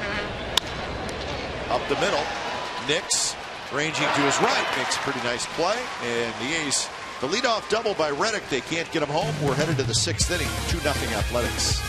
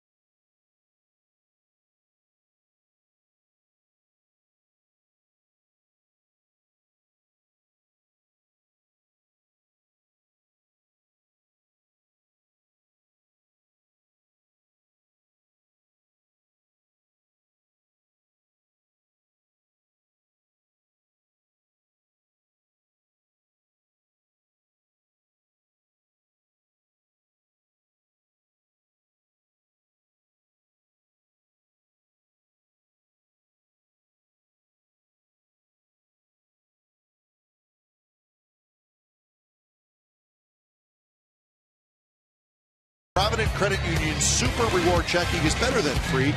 They pay you. A nice crowd tonight. Not a sellout, but maybe mid-20s. That's my guess. Exactly. 2-0 the A's lead. Tommy Milone has been terrific through the first 5 innings. He's got 8 strikeouts and no walks. He has struck out 4 in a row. He faces Martin, Jeter, and Granderson here in the 6th. Inside to Martin, who popped out to Moss in the 3rd inning.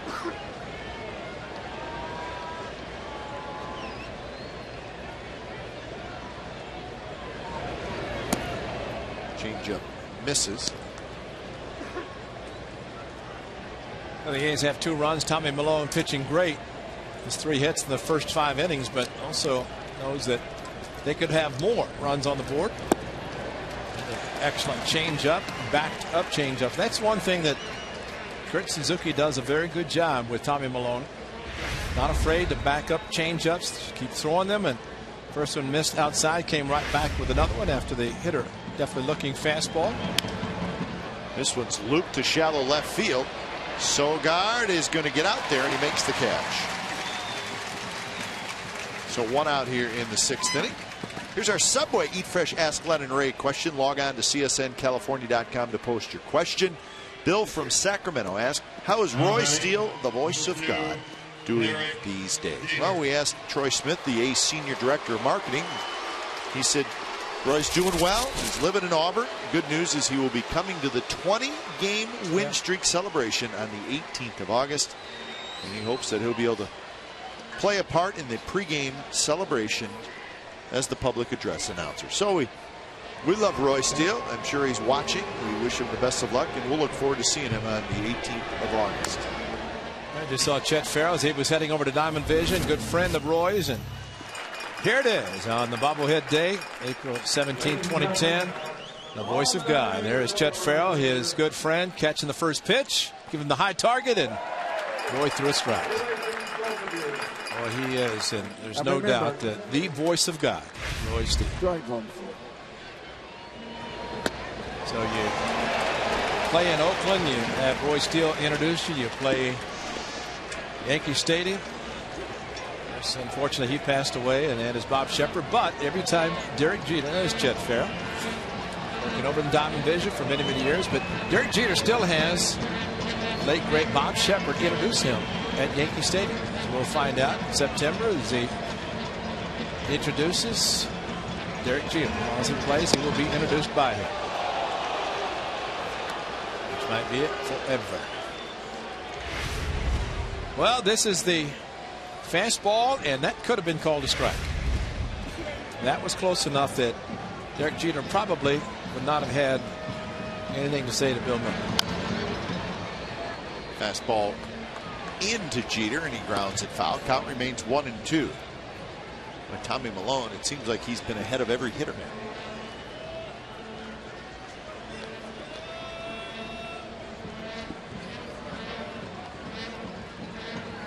Strikeout and ground out to short for Jeter. After a couple of hits last night. Taps that one slowly. Moss has it, flips to Milone, and Jeter beat him. Wow. Another one. Just a play that first baseman ranges too far to his right. Jamal Weeks is there. And Tommy Milone hustling to first base, had to reach back for the ball. Brandon Moss did not lead him to first base. When you have to reach back, slows down the pitcher and could not get to the bag quickly enough. So a third strike that maybe could have been called, just missed, and then off to the right side and ranging too far to his right. That's unfortunate.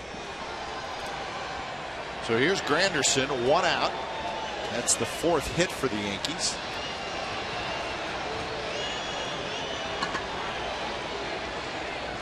Big shift is on, and Granderson takes outside. Listen, you always worry when you really kind of give up an out that should have been had, and then you have the heart of the order coming up.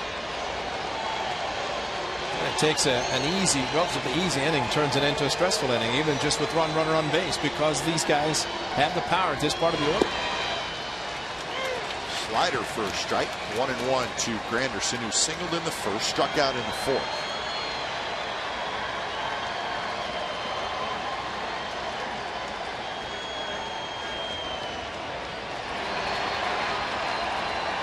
Granderson was 0 for 4 last night.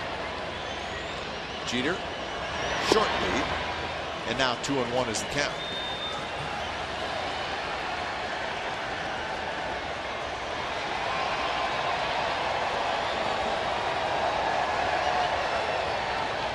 Sogard, the shortstop, playing to the right of second base. Outfield is deep, and Granderson hits one very high to right field, but playable for Reddick. And he's got it, and that's out number 2. You can take a deep side there because he just missed that. And he looked for it, the pitch. He got the pitch, just got under it. After missing with a fastball inside, Tommy Milone came back with a bit of a cut slider and just got under it. And he knew it. He's hit 25, and that's always the concern, and doesn't get any easier with Mark Teixeira. Teixeira, fielder's choice, and a single.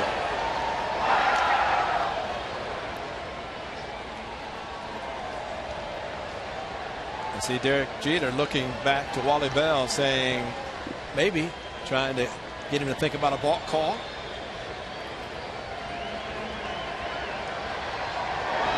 Teixeira, a shot, just fouled on the third base line.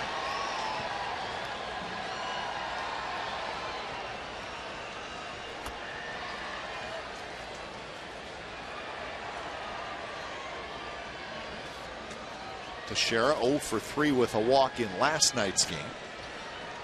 So 1 for 5 in the series.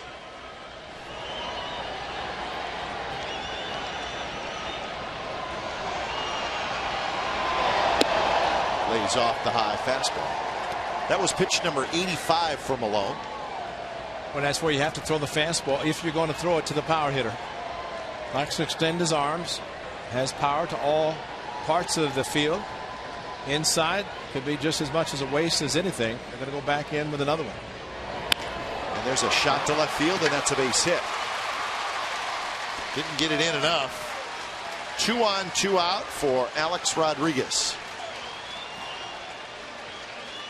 So Teixeira has a couple of singles.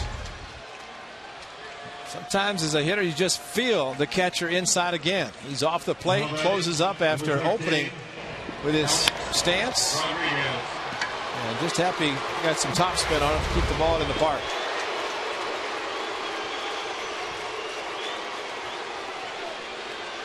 So Rodriguez will hit. He has grounded out and singled. His single was just a little cue shot off the end of the bat that got into right field.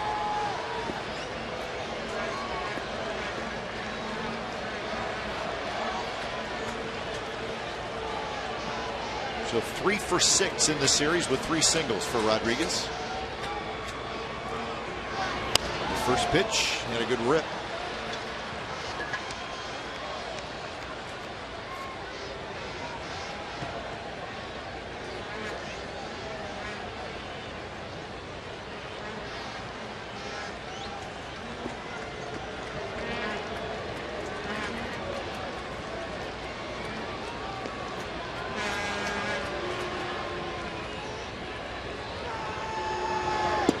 Fastball just missed inside. Good guy to get here. Cano is in the on-deck circle.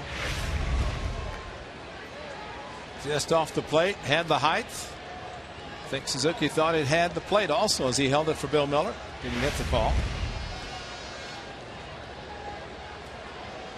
1-1. Swing and a miss on a good changeup. Jeter at second, Teixeira at first. Fastball in, missed, changeup away, perfectly thrown down in the way. He's thrown some good ones to Alex Rodriguez. Oh, another one down in the dirt, in the swing. And he did throw it. It was moving in a little bit, and it's rolled foul. Hard for a hitter with a pitcher and a good changeup, and of course fastball hitters like fastballs. That's the importance of having a changeup where you throw it exactly the same as you throw your fastball, and Tommy Malone does that excellently.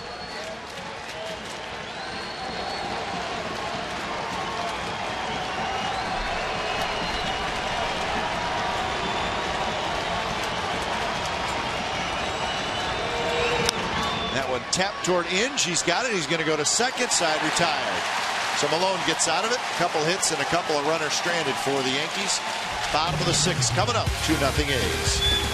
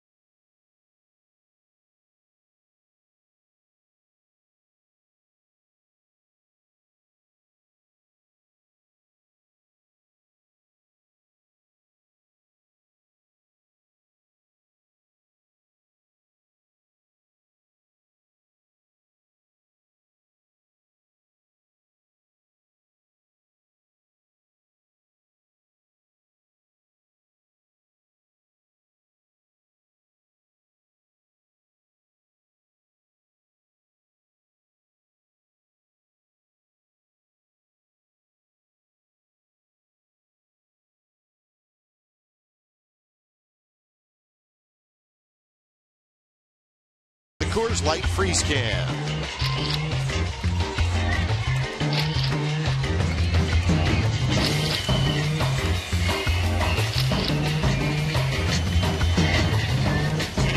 Coors Light Freeze Can is brought to you by Frost Brewed Coors Light, the world's most refreshing beer.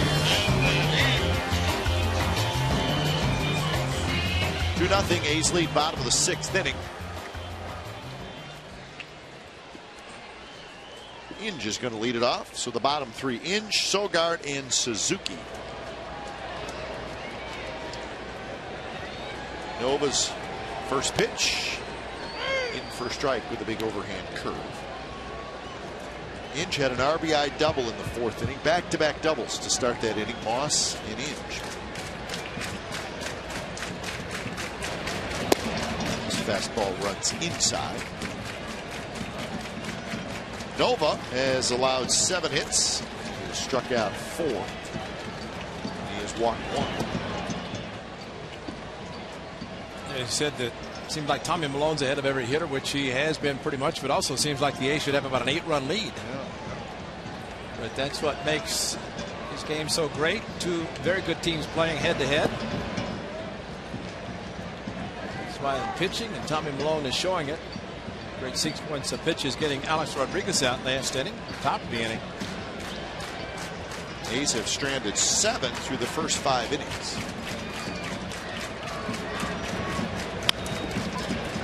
Alex Rodriguez, a couple steps to his left, and that's out number 1. You don't want to strand too many guys against the Yankees. Now batting shortstop. So 1 out for Eric Sogard. Eric Sogard. The Mariners and the Rays are still playing in St. Petersburg. It's 3-3 in the 14th inning.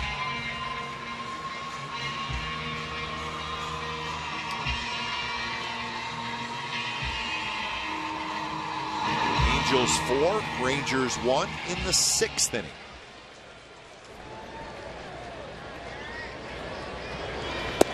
First pitch to Sogard is outside.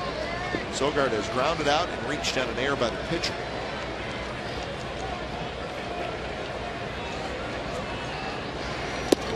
Sogard's numbers down in AAA. He's hitting .323 in 36 games with 5 homers, 22 runs batted in, .410 on base percentage.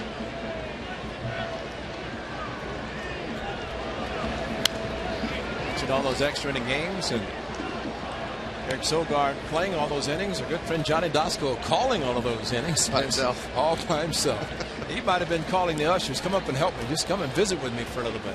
Hang in there, Johnny. Oh yeah, Johnny's a good man. Oh yeah, one of our all-time favorites.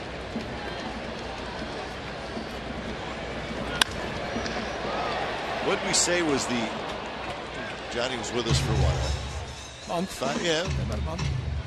What was the average on how many times he made us laugh in a day? It was like 7, I think. Was it's funny. Oh yeah, man. whether it was, well, we never saw him taking the bus to the park because he always walked. He wanted to see the sights, see the cities. Yeah, but he was there 9 hours before. Oh yeah, he wanted pitch. to check out every new stadium that he saw, and he got to see some good ones. The stadium wasn't open yet. Johnny was standing there staring at the lock on the door. Let me in. I want to see this place. He was fun. Yes, he was. Well, Brandon Moss said tonight, and of course Brandon been up and down, but he said, I'm living the dream. Well, Johnny Dasco got to live the dream also after 19 years toiling the minor leagues broadcasting, and got a chance to taste the big league life, and he enjoyed every minute of it. Nick's backhands. Sogard is out. 2 outs. Well, join us tonight on A's Post-Game Live. It's the A-Team. It's Friday night. That's when we do the A-Team. Radio and TV simulcast. And 4 broadcasters, Ken Korak, Vince Catroni, Ray Fosse, and myself. We'll get together and have an unscripted roundtable discussion about tonight's game. It's the A-Team coming up after the game on A's Post-Game Live and also on the radio at 95.7. The Game. So those 2 gentlemen right there, they will slide over here. And we'll have some fun. Suzuki checks his swing. So the count 0-1. Kurt with a strikeout and a sacrifice. Tomorrow night starter, Jared Parker. One of the Brandons growing the facial hair back. Shaved enough. Got his home run to walk off. Teixeira is going to reach out and not quite be able to make the play.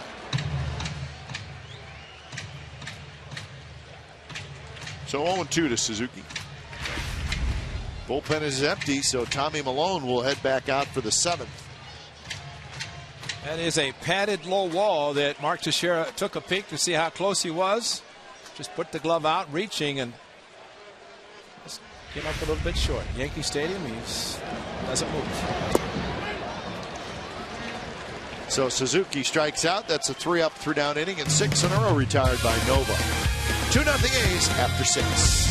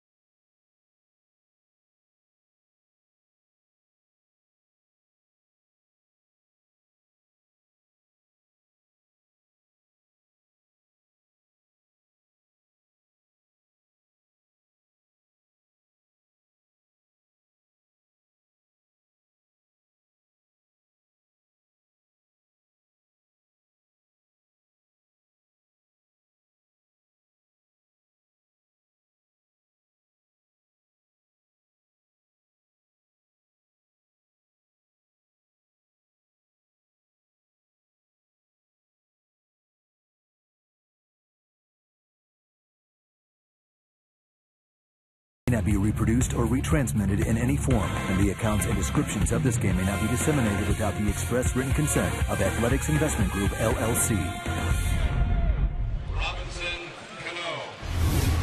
Here's our true story brought to you by McDonald's. On this date last year, former Athletic and Yankee Hideki Matsui leads off the 6th inning in Detroit, hits his 500th career home run. Japanese native hit 332 of those in Japan before collecting another 168 since 2003 playing in the major league. So he was a good guy, Hideki Matsui. And that was a good night for him in Detroit last year, now playing with the Rays, who just won 4-3. Was it 13 innings or 14 innings? 14 innings. So the Rays beat the Mariners. 0-1 to Robinson Cano, who'd be followed by Swisher and Jones. And it's 0-2.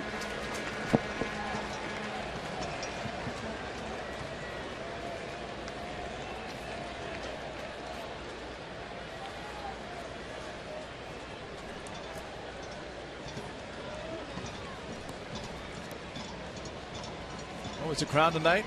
24,148. Pump that up a little bit more tomorrow night. 6:05 first pitch, and then on Sunday afternoon. People talking about last night. Well, the A's only have over 23,000 on Thursday night for the Athletics, and Randy, you'd like to see sellouts. Sogard reaches down, and it goes under his glove. So Cano is aboard.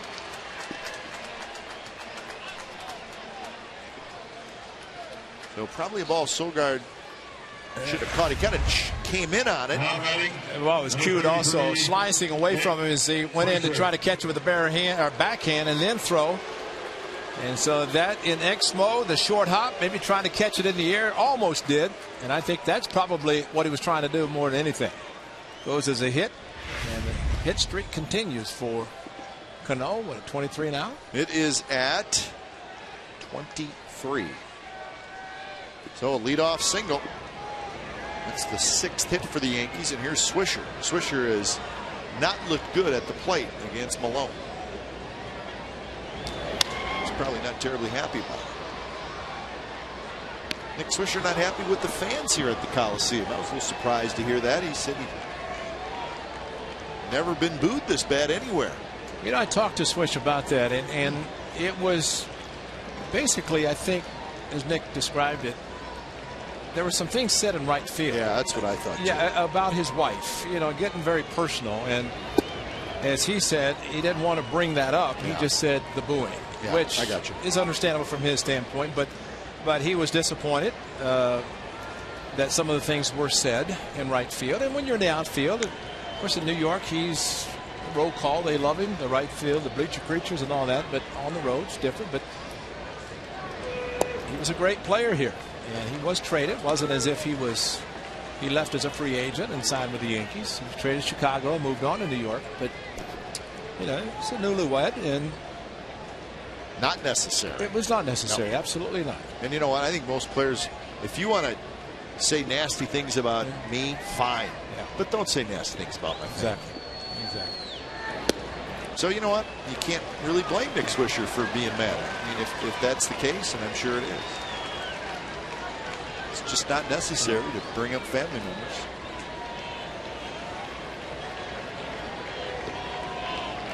Three and one the count to Swisher. Jones in the on-deck circle. So go change up here. Yeah, good one.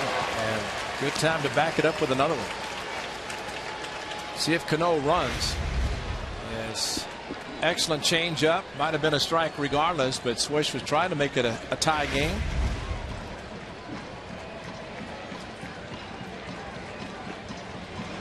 So Cano at first. He's got pretty good speed.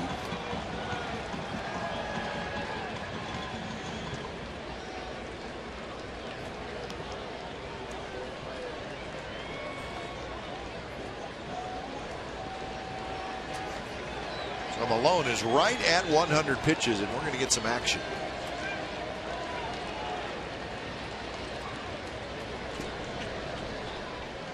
Oh, a big pitch, 3-2, nobody out. Cano with a short lead. He's not running, and it's tapped slowly toward third. Inch charges. He's going to go across the diamond and get Swisher. So Cano goes to second. Well, good pitch. He rode over on the changeup. No double play as the ball was hit too slowly. Brandon Inge thinking about second, but realized it would have been a close play, and no reason, especially as slowly as the ball was hit, able to reach. And once he gets the ball in his glove and in his hand, the arm, the strength of his arm, that's not a problem. So once again, Tommy Malone will have to pitch. Runners in scoring position. Scribner, Blevins getting loose as Andrew Jones digs in. After Jones, it'll be Jason Nix.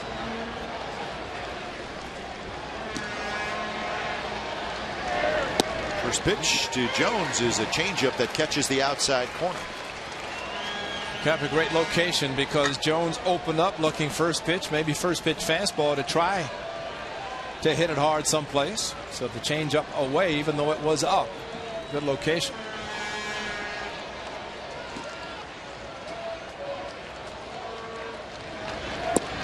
That one drops low.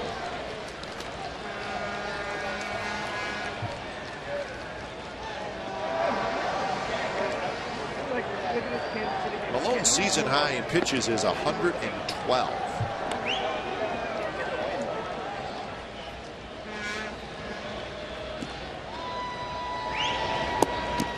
Slider that's down and in.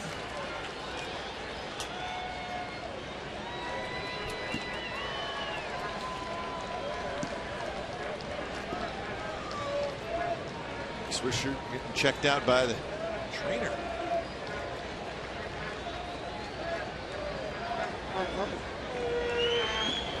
Two-one pitch, drive inside corner. Jones disagrees with Bill Miller. Nick Swisher may be heading in. Perfectly thrown inside corner. Maybe he thought it was a little bit low. Nick Nick Swisher's walking into the clubhouse. He might have hurt himself running. That seemed like he's swinging okay.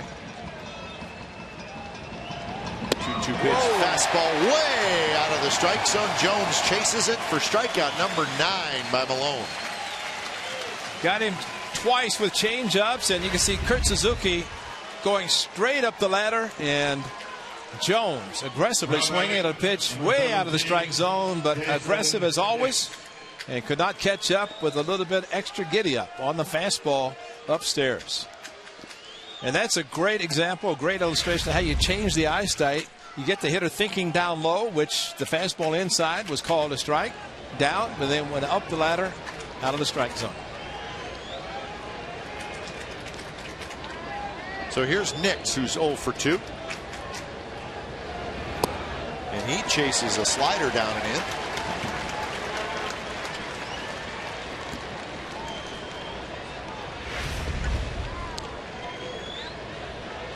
See that kind of a half swing, fooled by the pitch, tried to continue, tried to hold up at the same time.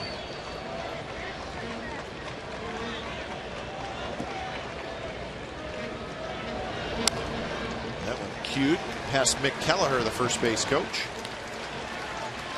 Mark Trumbo has just hit his 27th home run for the Angels, and they now lead 5-1 over the Rangers in the bottom of the 6th inning. Trying to find a position for that young man, weren't they? Yeah, he's doing just fine. When they signed Albert Pujols. So 0-2 to Nix. Cano at second.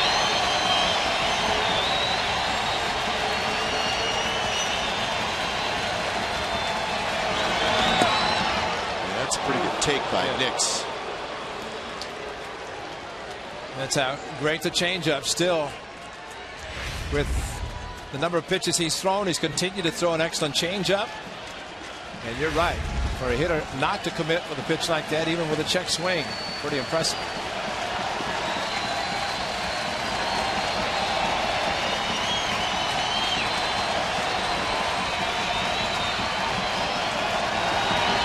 Swing and a miss. He struck him out.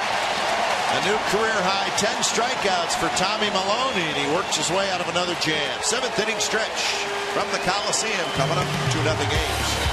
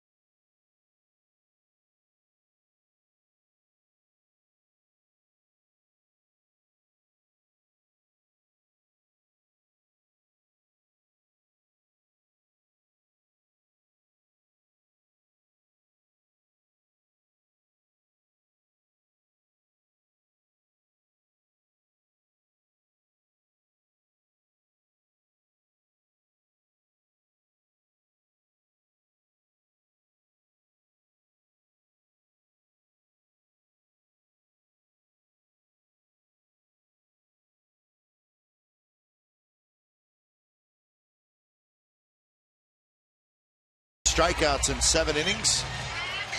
As he is able to shut down the Yankees, not easy to do. A's with a 2-0 lead as we have hit the bottom of the 7th inning. So Andrew Jones moves over to right field.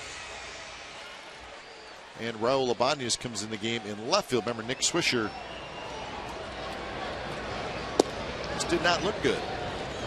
sitting in the dugout, and he just walked into the clubhouse. Seemed to be swinging okay, so unless something happened when he was running to first base and the slow hit ball to third, we'll sure get a report from the Yankees clubhouse. So top of the order for the Athletics.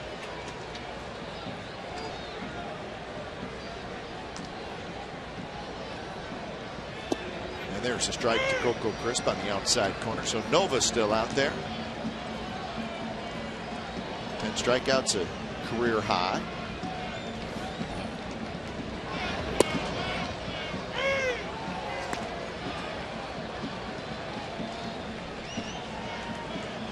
Found out today, or actually last night, that for the first time, as you see bullpen activity for the Yankees, but for the first time, Sean Doolittle went back-to-back ever in his short time pitching, but pitching last night as he did. Had pitched also the day before. So I don't think he's available. I was going to say, that's why we wasn't warming up. Have your kids eat lunch with the A's this school year on Saturday, August the 4th, when the A's play the Blue Jays. 7,500 kids will receive an A's lunchbox cooler presented by Capcom. For more information and tickets, go to oaklandathletics.com/tickets. So big weekend against the Blue Jays on the 3rd, 4th, and 5th. A whole bunch of giveaways, great baseball. Of course, the A's are playing great baseball right now, and no doubt will continue. Especially going to play the Blue Jays next Tuesday, Wednesday, Thursday, and they got 7 fewer players, or 3. Well, they picked up 3 players. Picked up 3 pitchers.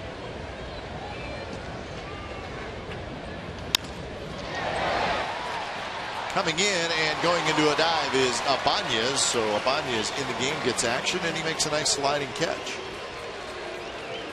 That was an excellent play by the veteran Ibanez, simply because he was playing shallow. Kyle Weeks had to slap the ball to left field, and going into the slide, robbing Jamal of a base hit. Not bad for a 40-year-old, or 20, or 30.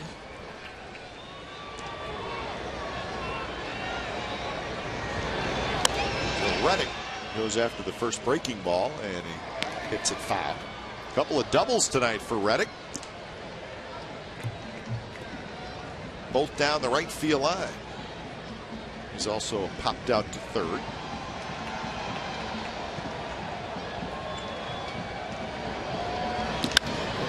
That one into right field, and that's a base hit. Third hit for Reddick, a 2-out single. And Josh Reddick with the hits, but how about his defense? Alex Rodriguez shooting the ball to the right side, and Mark Teixeira hesitated ever so slightly, and that was just enough for Josh Reddick to pick up the ball barehanded and throw out Teixeira, trying to make it a 1st and 3rd and 1 out. Instead, it was a runner at first and 2 outs, thanks to that great play by Josh Reddick, his 9th assist.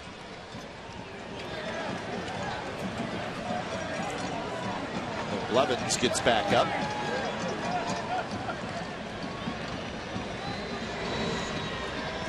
Nova's first pitch to Cespedes is a strike.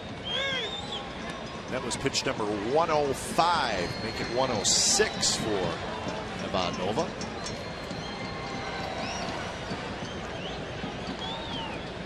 He's given up 8 hits. Worked his way in and out of trouble tonight. And has retired 8 of the last 9. There's a shot, base hit, center field by Cespedes. Reddick will turn the bag. He'll head to third. And Cespedes stays red hot. A's have 1st and 3rd with 2 outs. How about Nick's diving for that ball? Great effort. The ball is by. Unbelievable power on a hanging curve and right over the top of the mound. And Nick's great effort, but he had absolutely no chance. Look where he's playing. That ball took 1 hop as he, the diving effort to his right, couldn't get it. It's a bad speed. We're going to get a pitching change. When it's time for change, think Speedy Oil Change and Tune-Up, your oil change tune-up and smog experts.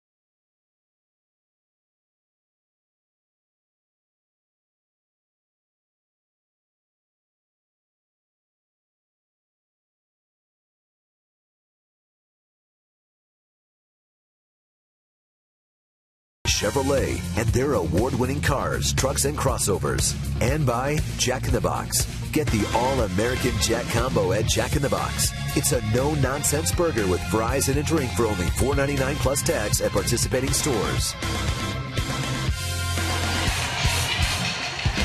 2-0 the A's lead. They're looking for more. They have runners on the corners and 2 outs. So the Yankees, for the first time tonight, go to their bullpen. They bring in left-hander Boone Logan. And he's going to face a pinch hitter for Seth Smith. It's Johnny Gomes. Logan has pitched one time against the A's this season, but good lefty out of Joe Girardi's bullpen. And no doubt Girardi knew that it was going to be a pinch hitter, Johnny Gomes, so they like the matchup. Johnny trying to show them that they're wrong. He's trying to do something with 2 outs.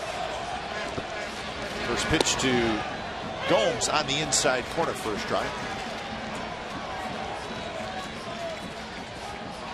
6 2/3 for Ivan Noah. He finishes with 107 pitches.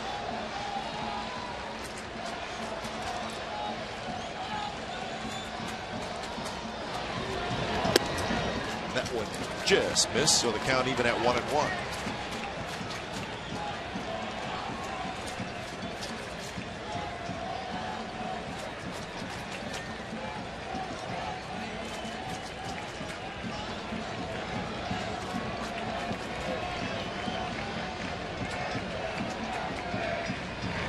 Gomes swings and misses, and the count now 1-2. Everything inside, a couple of fastballs, and now that slider down and in. Cody Epley, sidewinding right-hander, throwing in the Yankees bullpen.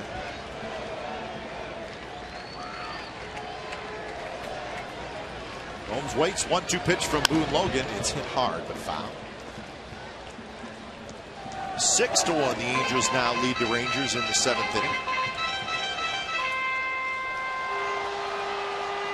Couple of guys that throw a nice changeup. You got Tommy Malone, 10 strikeouts tonight. The guy sitting next to him, Dallas Braden, who will be coming back hopefully sometime before this season's over. And then a lot of forward and backward Ks. By tonight started Tommy Malone, 10 of them. Some nice signs they have. Same people must come out every game to put up those Ks. 1-2 pitch is popped up. Should reach the seats, and it will.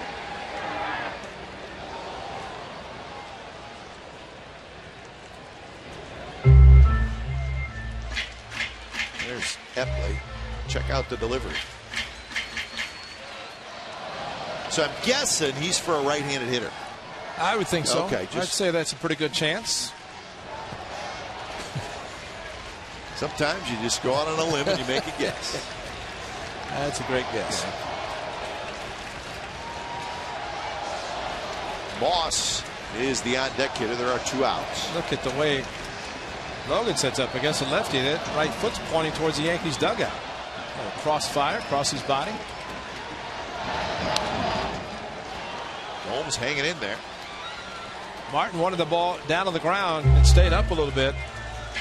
Johnny Gomes always aggressive.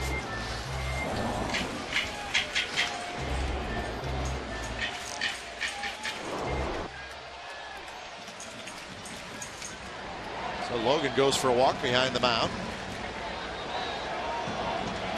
So a 2-out rally. Reddick with the single. Cespedes with the single.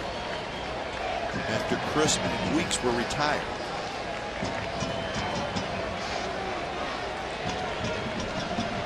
Setting up outside, and the pitch is outside. 95 miles an hour. 2-2 the count. You start thinking all the pitches inside. The right-handed hitter. Then he throws a fastball away. Is it to show the fastball away and come back inside?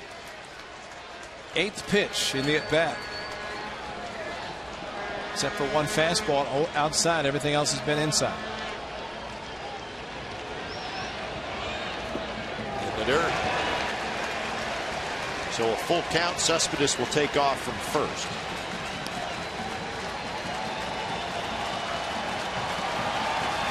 Russell Martin tonight has done this 4 times with the run at third base.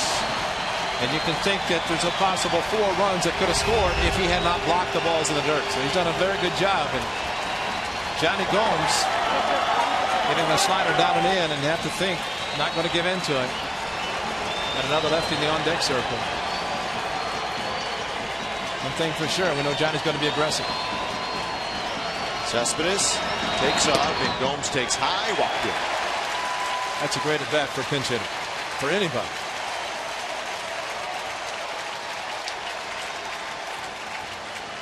So now the bases are loaded. Brandon Moss steps to the plate. Epley versus Carter, Logan versus Moss. Yep. And that's what the Yankees are looking at. Bob Melvin thinking the same thing with Gomes pinch hitting for Smith. But it's a little bit different now because Epley would come in. Carter probably walks. The way he's been swinging the bat and taking pitches.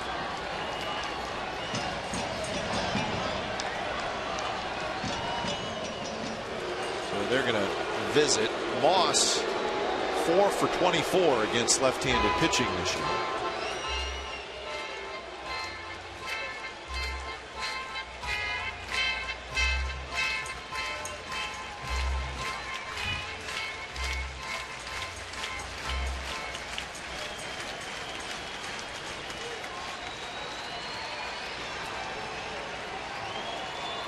So here is Moss. First pitch, and he rips it foul.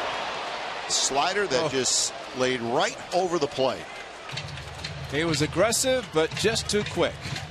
Second time tonight, Moss has been up with the bases loaded and 2 outs. He never got this kind of a hanger from Nova in the first inning.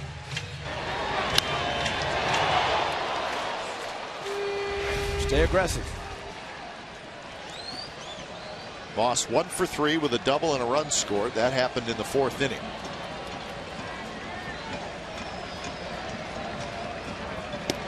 And it goes around on a fastball that, well, it looked like it actually ran in on Moss. He's looking away, and it was definitely off the plate in. 2 runners are his, Nova's. He's given up 2. Reddick at third, Cespedes at second, Gomes at first. 0-2 pitch, and he went around. So strike 3 called. A's leave him loaded. We're headed to the 8th inning. Still 2-0 Athletics.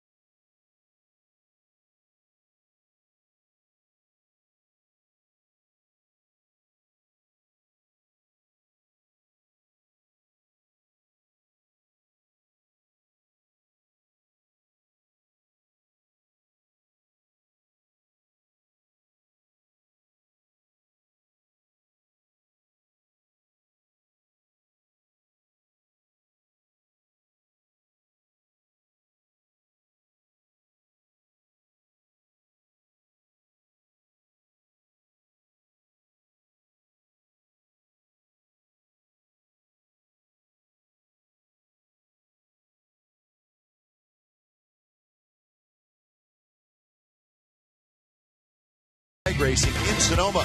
The NHRA Sonoma Nationals return July 27th through the 29th. For tickets, call 1-800-870-RACE. That's the giveaway tonight. If you're sitting up in the Comcast Sportsnet Value Deck, it's the authentic A's fan socks. or every home Friday.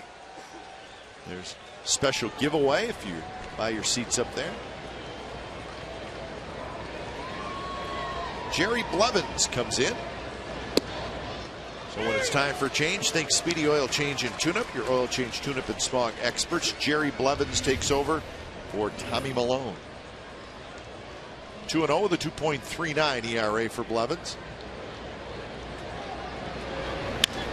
And that one's drilled to left. And that one is gone. 2-1 A's.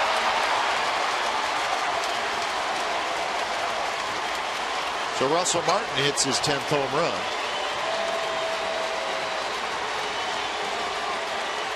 So that'll bring the Yankees dugout back to life. Fastball supposedly down and in, down and away. It's up towards the middle of the plate, and Martin almost hit a slider last night. Didn't, but got a fastball tonight.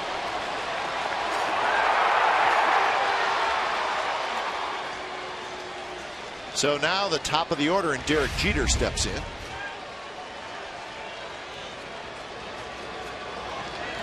Jeter is 1 for 3.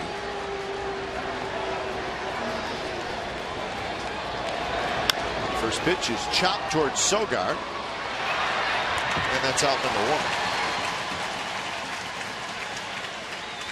1. So Jeter is 1 for 4. 7 innings tonight of shutout baseball for Tommy Malone. He finishes with 110 pitches, and he finishes with a new career high in strikeouts. So a sensational outing against a really good offensive team. Okay, 9 innings of no walks last night, no walks tonight by Malone. So that's pretty impressive with a team that's very patient. The Yankees are very patient, so it says a lot about a couple of rookies and back-to-back games starting, and another one tomorrow night, but pitching excellent baseball against a very good team. And 2 good breaking balls, and Curtis Granderson takes them both, and they're both strikes. Norberto Scribner.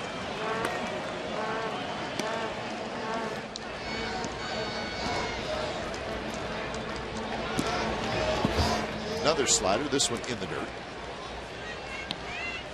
Last night, the A's bullpen threw 3 innings, and the only hit and the only run was the Swisher home run.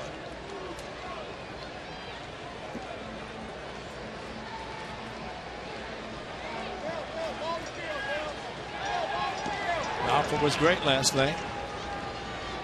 It's Kurt Suzuki. There's a baseball. Time. Yeah, with the baseball in the outfield. Cespedes will pick it up. Teixeira in the on-deck circle.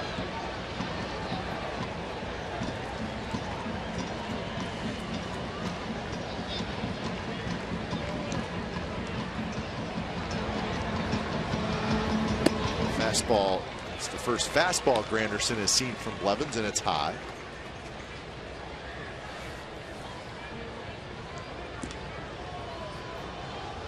Switch hitter. And it's Teixeira. Another something in center field now. The ball's loose in right field this time. Somebody needs some extra throws. Sometimes slow the game down a little bit. Get your bullpen guy a couple extra throws. Granderson, shallow center. Coco Chris coming in, and he goes into a dive, and he caught it. Making a slide. So Coco makes the play. Now, during every home game this season, the A's will sell authentic game-used and autographed memorabilia in the West Side Club of the Coliseum. Items include autographed baseballs and jerseys, game-used helmets, bats, jerseys, and bases, lineup cards, and more. All items are authenticated under the MLB Authentication Program. A portion of the proceeds will benefit the Oakland A's Community Fund. So you have autographed baseballs and jerseys, then you have game-used items such as helmets, bats, jerseys, and bases, lineup cards, and more, and they are authenticated. So Teixeira steps in, 2 outs, nobody on base. Martin with a home run here in the 8th inning to get the Yankees on the board.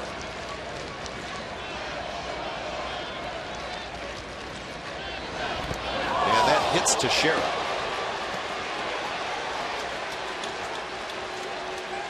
And Suzuki.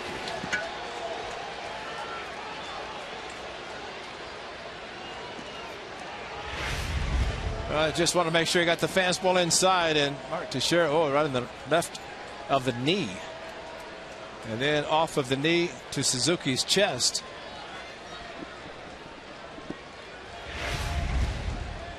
Bob Guerin is going to the bullpen.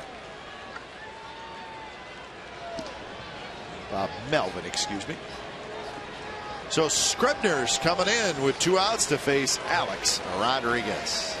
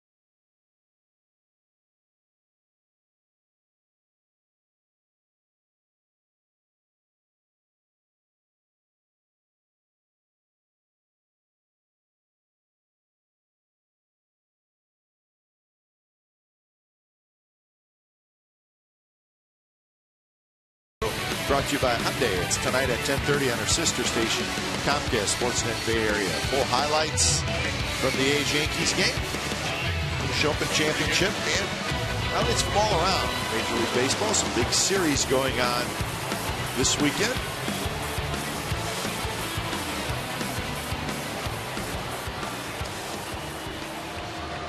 And we think one of them's right here. Absolutely. 2-1 is the score. Scribner to face A-Rod. And the first pitch, and that one's drilled right center, but playable. Reddick is under it, and one pitch. Scribner gets Alex Rodriguez side retired. A run on the Martin home run. It's 2-1 Athletics.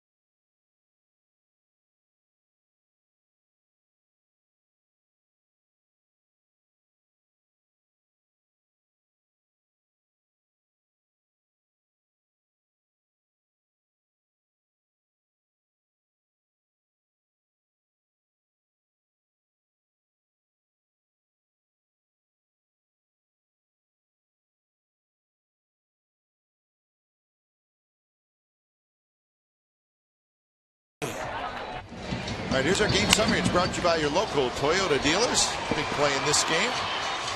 Josh Reddick throwing out Mark Teixeira in the 4th inning. It would have been 1st and 3rd and 1 out. Teixeira is out. And then Back-to-back doubles by the A's in the fourth inning. Moss and Inge. And Tommy Milone terrific tonight. 7 innings, 6 hits, no runs, 10 strikeouts. That's a career high. So it is the bottom of the 8th inning. 1-7-1 for the Yankees. 2-9-0 for the Athletics. So Nova went 6 2/3 innings. Malone went 7 innings. Russell Martin hit the home run in the top of the 8th for the Yankees' only run. That's your game summary brought to you by your local Toyota dealers.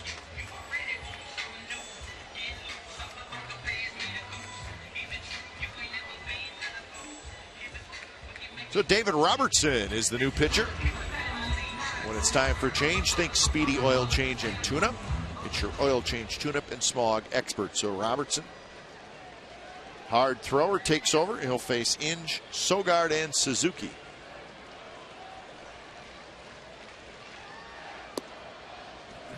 First pitch to Inge is outside. 1-3. Good 2.36 ERA. Look at the strikeouts. 42 strikeouts in 26 2/3 innings. There was some talk when Mariano Rivera went out for the season that Robertson would do the closing. That has not been the case. Soriano is the Yankees closer. They signed Soriano to closer money to be a setup man for Mariano Rivera. So it's understandable that he is in closer role. He's, as we always say, see the numbers about Ferrari, the Angels. 15 plus strikeouts per 9 innings, and Robertson right behind him. 2-1 to Inge. Good fastball right on the outside corner. 2-2. 91 with fastball, but it's a four-seam straight fastball. You think it would be easy to hit? Not necessarily. Must not be with that many strikeouts.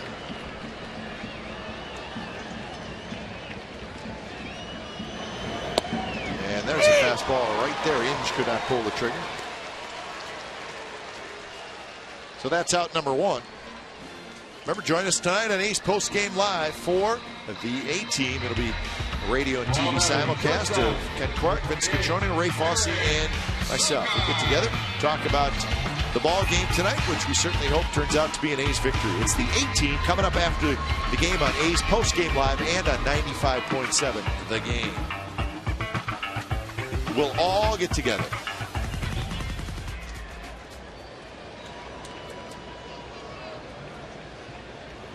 Sogard takes a fastball for a strike.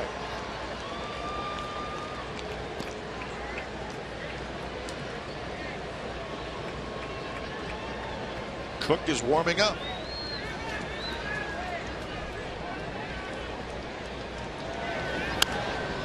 So Cook got the win on Wednesday. Got the save last night, so if he comes in, 3 nights in a row. He just hung a slider in the bullpen and was screaming. So that's saying he'll get pumped up to come to the game.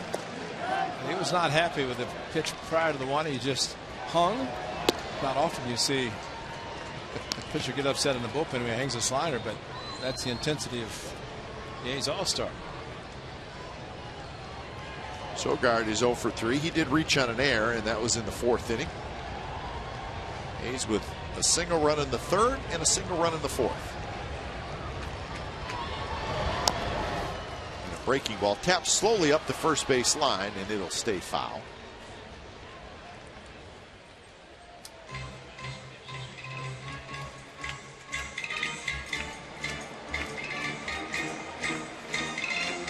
In that 9th inning, the top of the 9th, it'll be Cano, Ibanez, and Jones.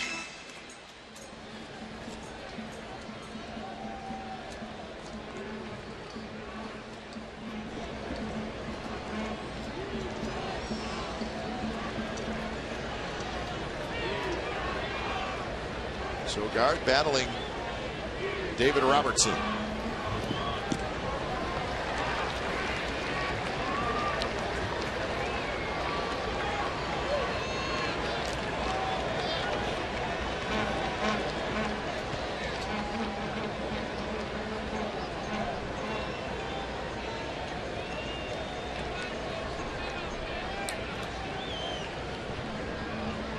Outfield shallow and around toward left for Sogard. And he drills one right center field, and that's going to get down. Jones is not able to cut it off. It's going to go all the way to the wall, and Sogard is not stopping. And he's going to get to third with a head-first sliding triple.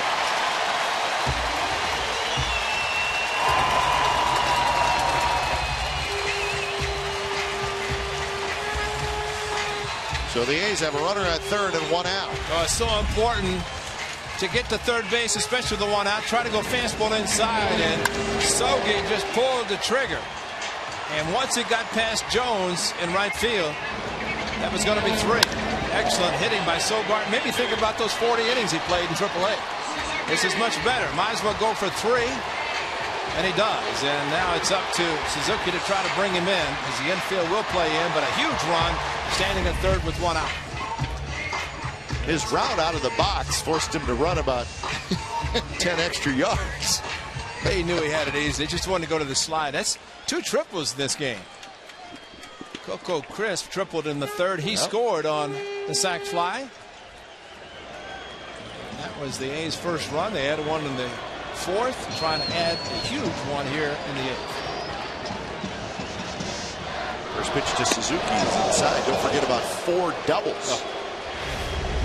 Check out the route out of the box. Well, that great follow through, and he goes inside and then outside. It's all right. He was charging the mound. Yeah, he was setting up to make that huge turn at first, and a quick turn.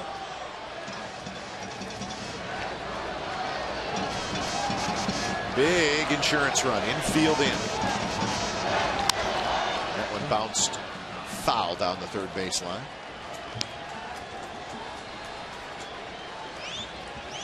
Russell Martin again caught in the curveball. Kurt Suzuki knows how important it is for a catcher to block a ball in the dirt with a runner at third.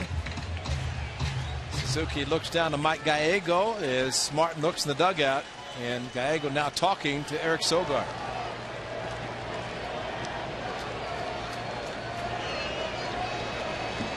All that talk. Did a pitch out? Nope. That one almost to the backstop. That wasn't necessarily a block, but it was a catch. Inside, a backhand, and Russell Martin did a great job of catching the ball. No chance to get his body in front of it to block it, but a huge, huge run that he saved.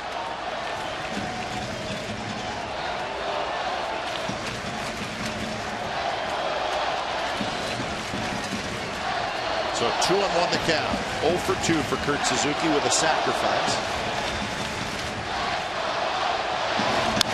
That one's chopped toward Jeter. He's coming home, and Sogard's going to be in a rundown. Martin to A-Rod, and A-Rod tags out Sogard, then throws back to second, but not in time to get Suzuki.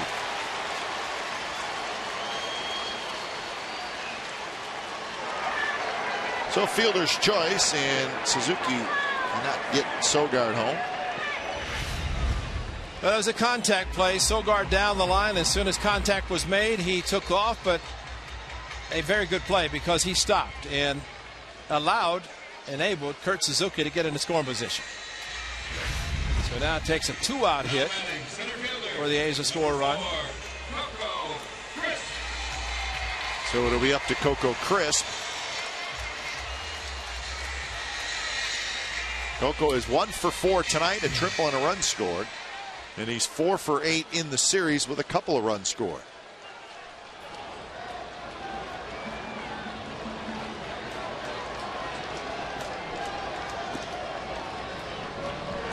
Robertson long look in. Suzuki at second. First pitch is breaking ball, and it's a strike. They checked down to Mike Winters, who said Coco Crisp went around. Cook is loose in the bullpen as he's standing on the mound. That's a swing. Coco brought it back, but his bat hit went through the zone. Outfield playing shallow, except for Jones in right field. Remember, Swisher never did find out why he had to come out of the game, but Jones moved over to right field.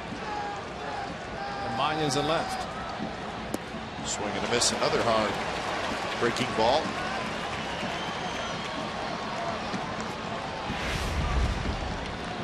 curveball. And if you pitch when Russell Martin catches, you better be able to throw a good curveball. So he's going to call it. He's called a few. Well, he showed that he can block them too. Yes, he can. Yes, he has done it tonight.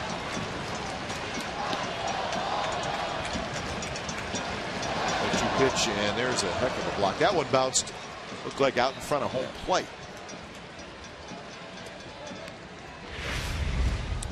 He wanted it up high, then he wanted it down low, and so he bounced it about 4 feet in front of the plate. See, Martin does exactly what you're supposed to do. X-Mo blocks it, gets rid of the mask, reaches down, picks up the ball with a bare hand. And that's important. Get rid of the mask, because you have to pick up the ball in the event the runner takes off. You don't want to have your mask in your hand to try to do it.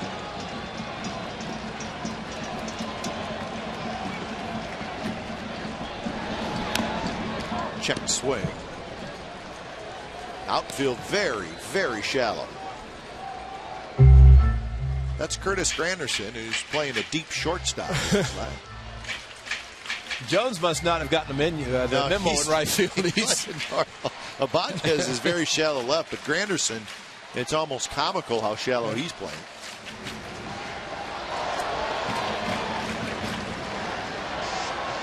Robertson is going to step off. He wants to have a chat with Martin, make sure they're on the same page.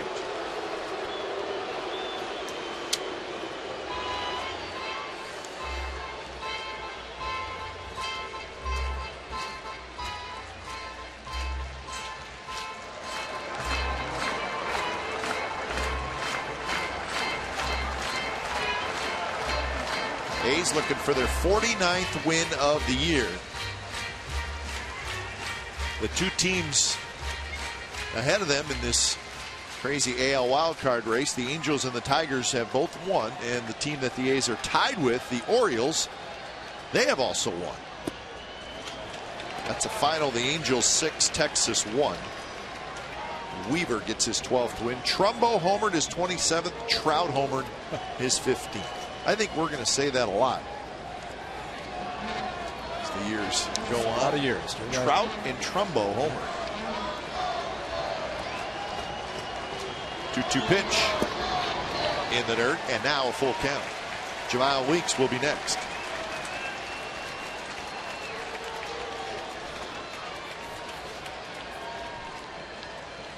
Larry Rothschild to the bullpen. Tony Pena, bench coach, and Joe Girardi checking the lineup card.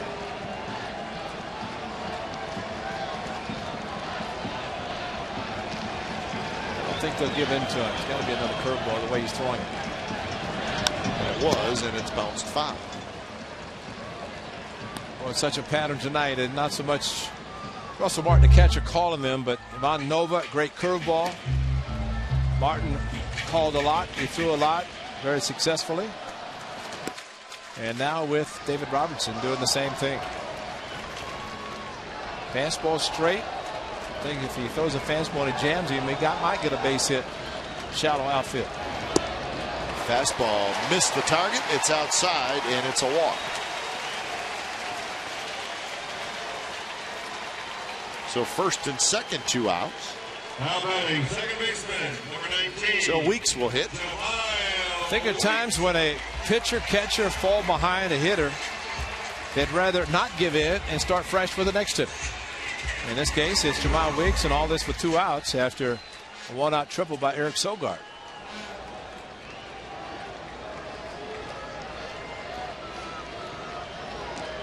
So Weeks is 0 for 3 with a sacrifice fly. First pitch is a fastball. Well placed on the inside corner.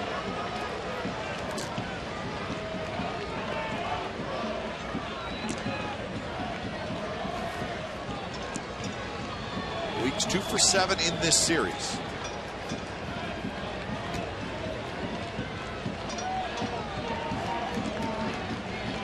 Setting up inside, and a little foul pop. Alex Rodriguez makes a nice running catch.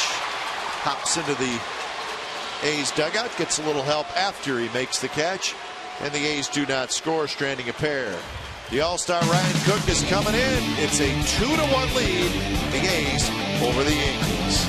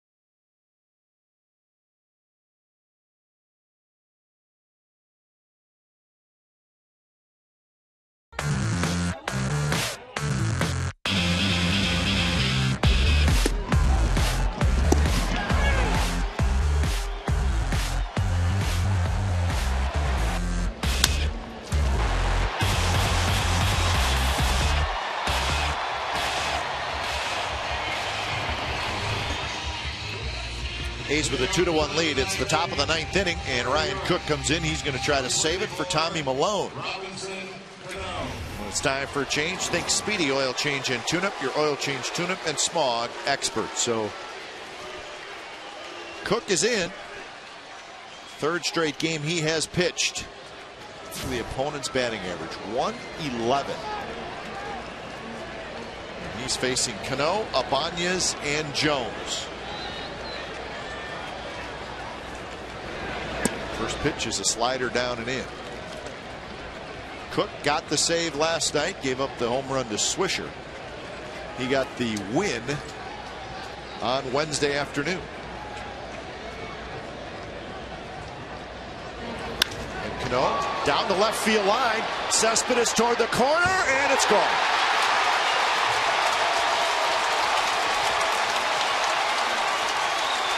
Two pitches into the 9th inning, and the Yankees have tied it.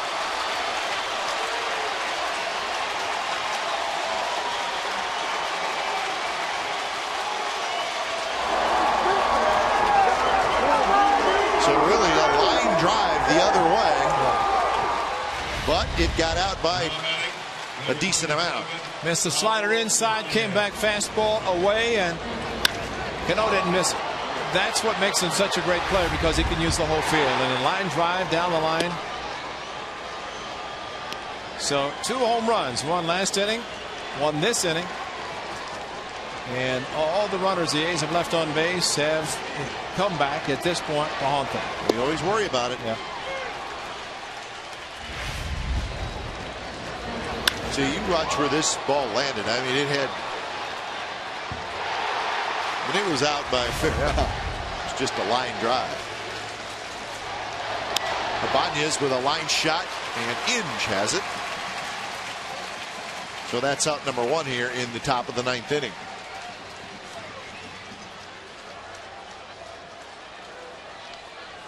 Clay Rapata, the left-hander, is still throwing in the Yankees bullpen. Well, with all the 9th inning heroics the A's have had this year, yeah, it really does get it to the 9th. It sets up for another walk-off at this point. Here's Andrew Jones. Just needs to get the final 2 outs of this inning. It'll be Reddick, Cespedes, and Gomes. And Jones has struck out 3 times, and now he's questioning Bill Miller, especially the first pitch, the slider that was a strike. Missed that one, and it's 0-2. And with Nick Swisher coming out of the game, Ibanez coming in to replace him with Jones moving to right field. There's no platoon now with Jones and Ibanez. Good slider, but just missed, I guess. 1-2. There he is, Chavez, to hit for Knicks.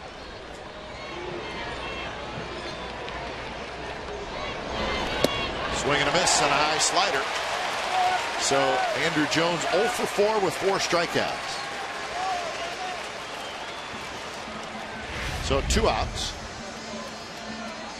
Well, he took a slider that might have been a strike anyway, then swung at a slider that was out of the strike zone. Jason Nix. No, it's not Nick, it's Eric Chavez. So Chavez will hit.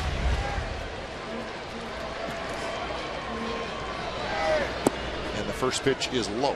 A correction on the batter, number 12, Eric Chavez.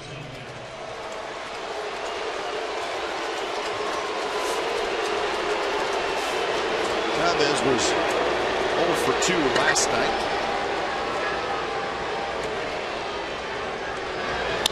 And he hits a big chopper. Sogard handles it. His throw is offline. The tag is put on Chavez. Nice play by Brandon Moss. Side retired. Cano with a leadoff homer. So we're tied 2-2 headed to the bottom of the ninth.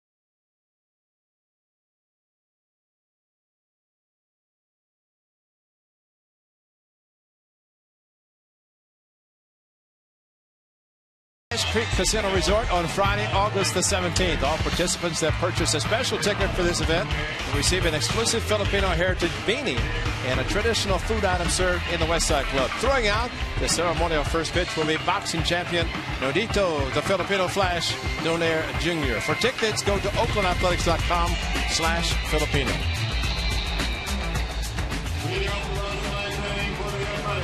So Josh Reddick will lead things off. And he's going to face a left-hander, Clay Rapata. When it's time for change, think Speedy Oil Change and Tune-Up. Your oil change, tune-up, and smog expert. So Rapata, 2-0 with a 2.55 ERA. Left-handers hitting 164 against him. And there's a right-hander warming up in the bullpen.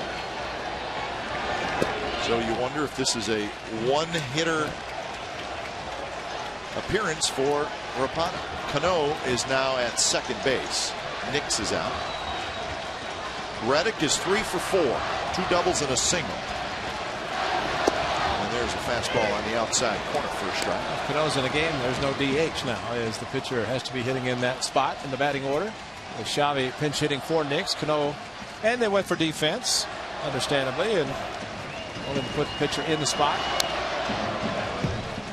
And that's really not that big of a deal, no, because it just becomes a pinch hit spot.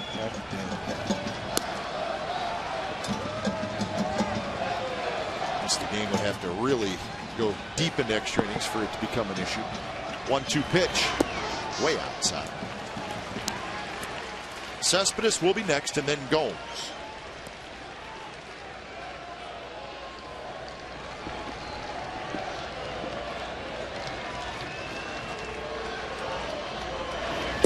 Reddick swing and a miss. Slider that actually kind of stayed inside. So Reddick strikes out. That's the 9th time an A's hitter has struck out. A slider and a very good location on the slider, outside corner. Caught a lot of the plate. So we got a pitching change. The sidewinder Epley's coming in.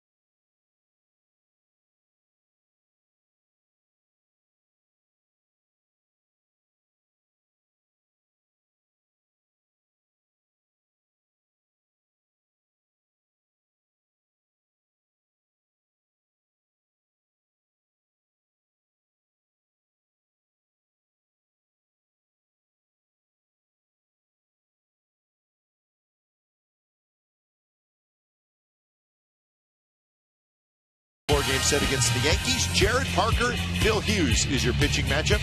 Our coverage begins at 5:30 with A's pregame live. Remember, complete A's coverage every night on Sportsnet Central and CSNCalifornia.com. The home of A's baseball is Comcast Sportsnet. So, plenty of excitement tonight. A little disappointment right now for the A's, as they had the 2-1 lead going to the 9th inning, but Robinson Cano with the opposite field home run.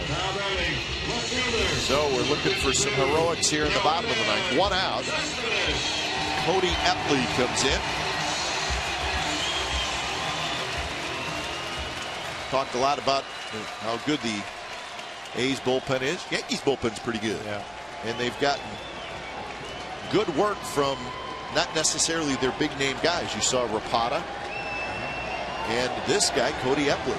He's sidewinder. Tough at bat on a right-handed hitter, and it's Cespedes followed by Gomes. So it's a little bit like the great Jeff Nelson, who pitched for the New York Yankees World Championship team. Pitched for the Mariners, then went to the Yankees. Especially the way Epley slings the ball. Maybe you can sling one, leave it in the middle of the plate. Well, the Yankees have used 4 relievers now. Against the Dodgers, swung on, gone. Line drive down the left field line, a walk-off. That was his first walk-off of his career. Norris, Hicks, Carter, been a few of them. They're big home runs for walk-offs. There's a shot base hit center field. Another hit for Cespedes. He is 4 for 5, and nothing's cheap. Man, is he hot. Yeah, tremendous bat speed again, and the outfield of the Yankees normally playing shallow, respecting the power of Cespedes, but also a no doubles defense.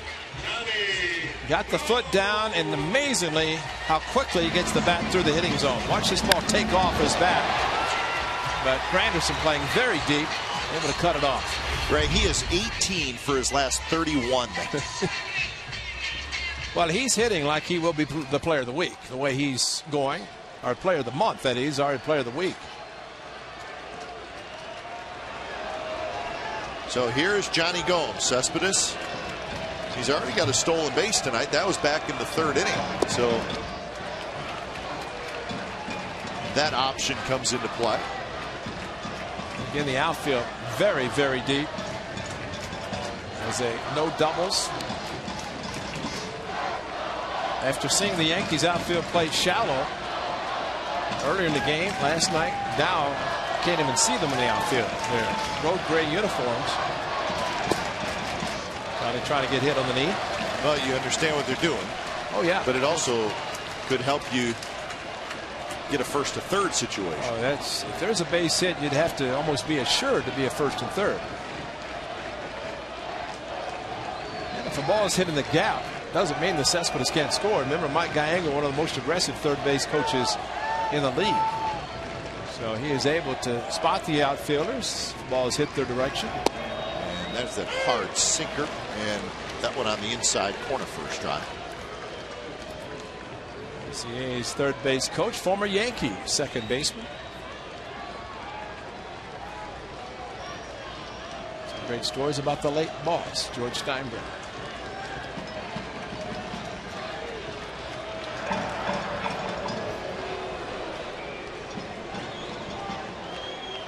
Hayes with 9 walk-off wins this year.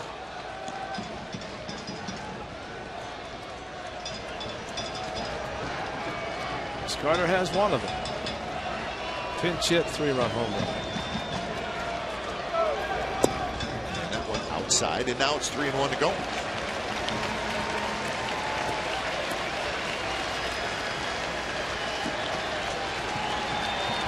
Epley does have 12 walks in 26 innings, which is a fairly high amount.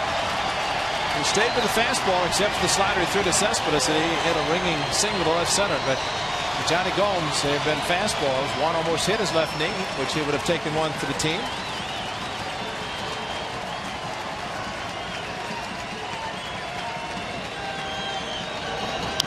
Gomes. That pitch really diving down and into the right-handed hitter. Not much you can do with it except that. And sinker ball pitcher in Epley, which you'd have to think that Cespedes will be on the move. If a ground ball is hit, Cespedes is running to stay out of a possible double play. Just to get a good enough jump that if it's swing and miss, he has to steal it.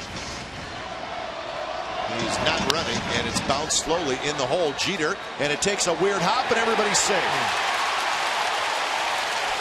It was a big chopper, and then it just leveled out, and it was going to be a hard play for Jeter, whatever happened. So give Gomes an infield hit. And fortunately, with Cespedes not running, this is the danger. The only play Jeter was going to have was a second base, but you're right, it hit something and took a weird hop right there, and he's able to catch the ball, but it looked like it was going to be the high up. Probably wouldn't have had a chance to get either runner. But if the runner from first is on the move, a ball like that, the only play is going to be to first base, and Jeter wouldn't have made it. So now the outfield has to come in because they play no doubles. Then a base hit would score the runner from second easily. Now they have to play in normal position. No, Brandon Moss will try to be a hero. He's 1 for 4.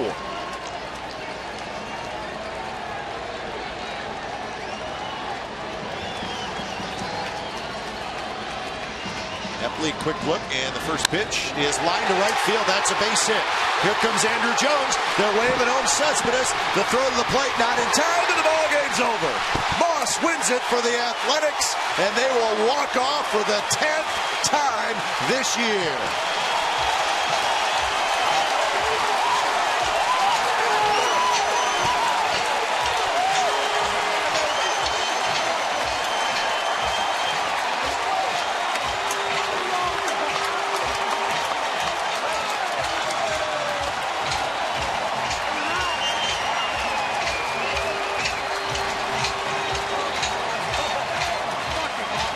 So most in the majors, the 10th walk-off win. So Moss, why wait around? He took a rip at the first pitch, and with Cespedes and his great speed, there really wasn't much of a play at the plate, and he slides home.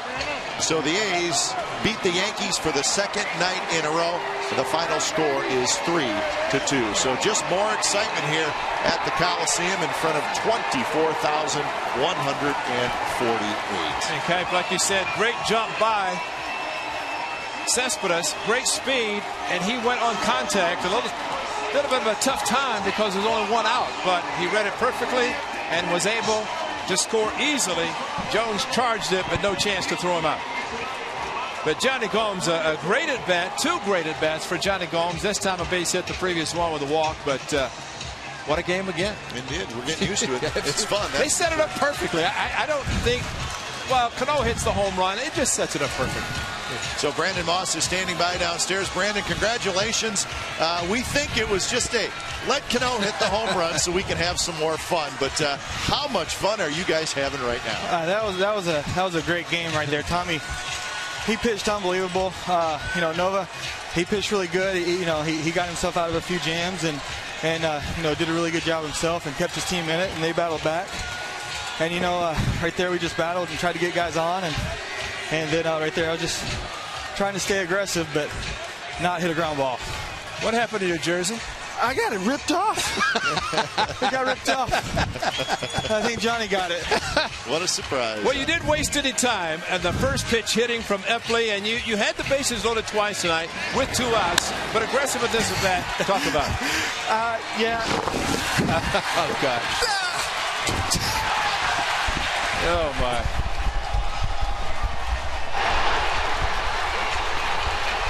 Here's the play at the plate, and with, like you said, that great speed by Cespedes, you really have no chance. But it's always a good dugout shot.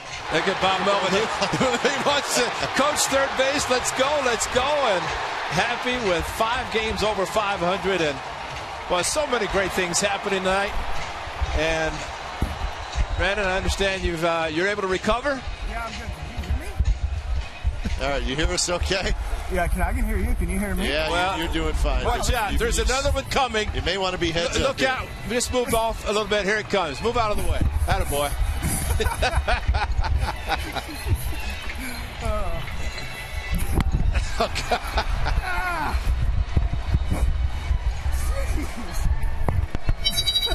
Tommy Malone, it's unfortunate for someone to pitch as well as he did. Can you hear us?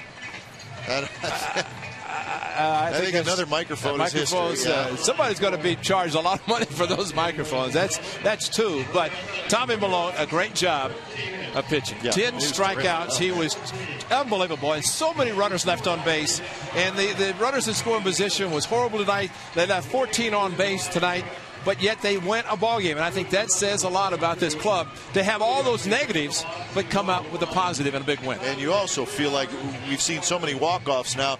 I got to believe, okay, Cano hits the home run. There's certainly disappointment, but when you win so many games late, I think you have that confidence, like, okay, just get us back in the dugout and we'll try to win this thing again, and that's exactly what happened.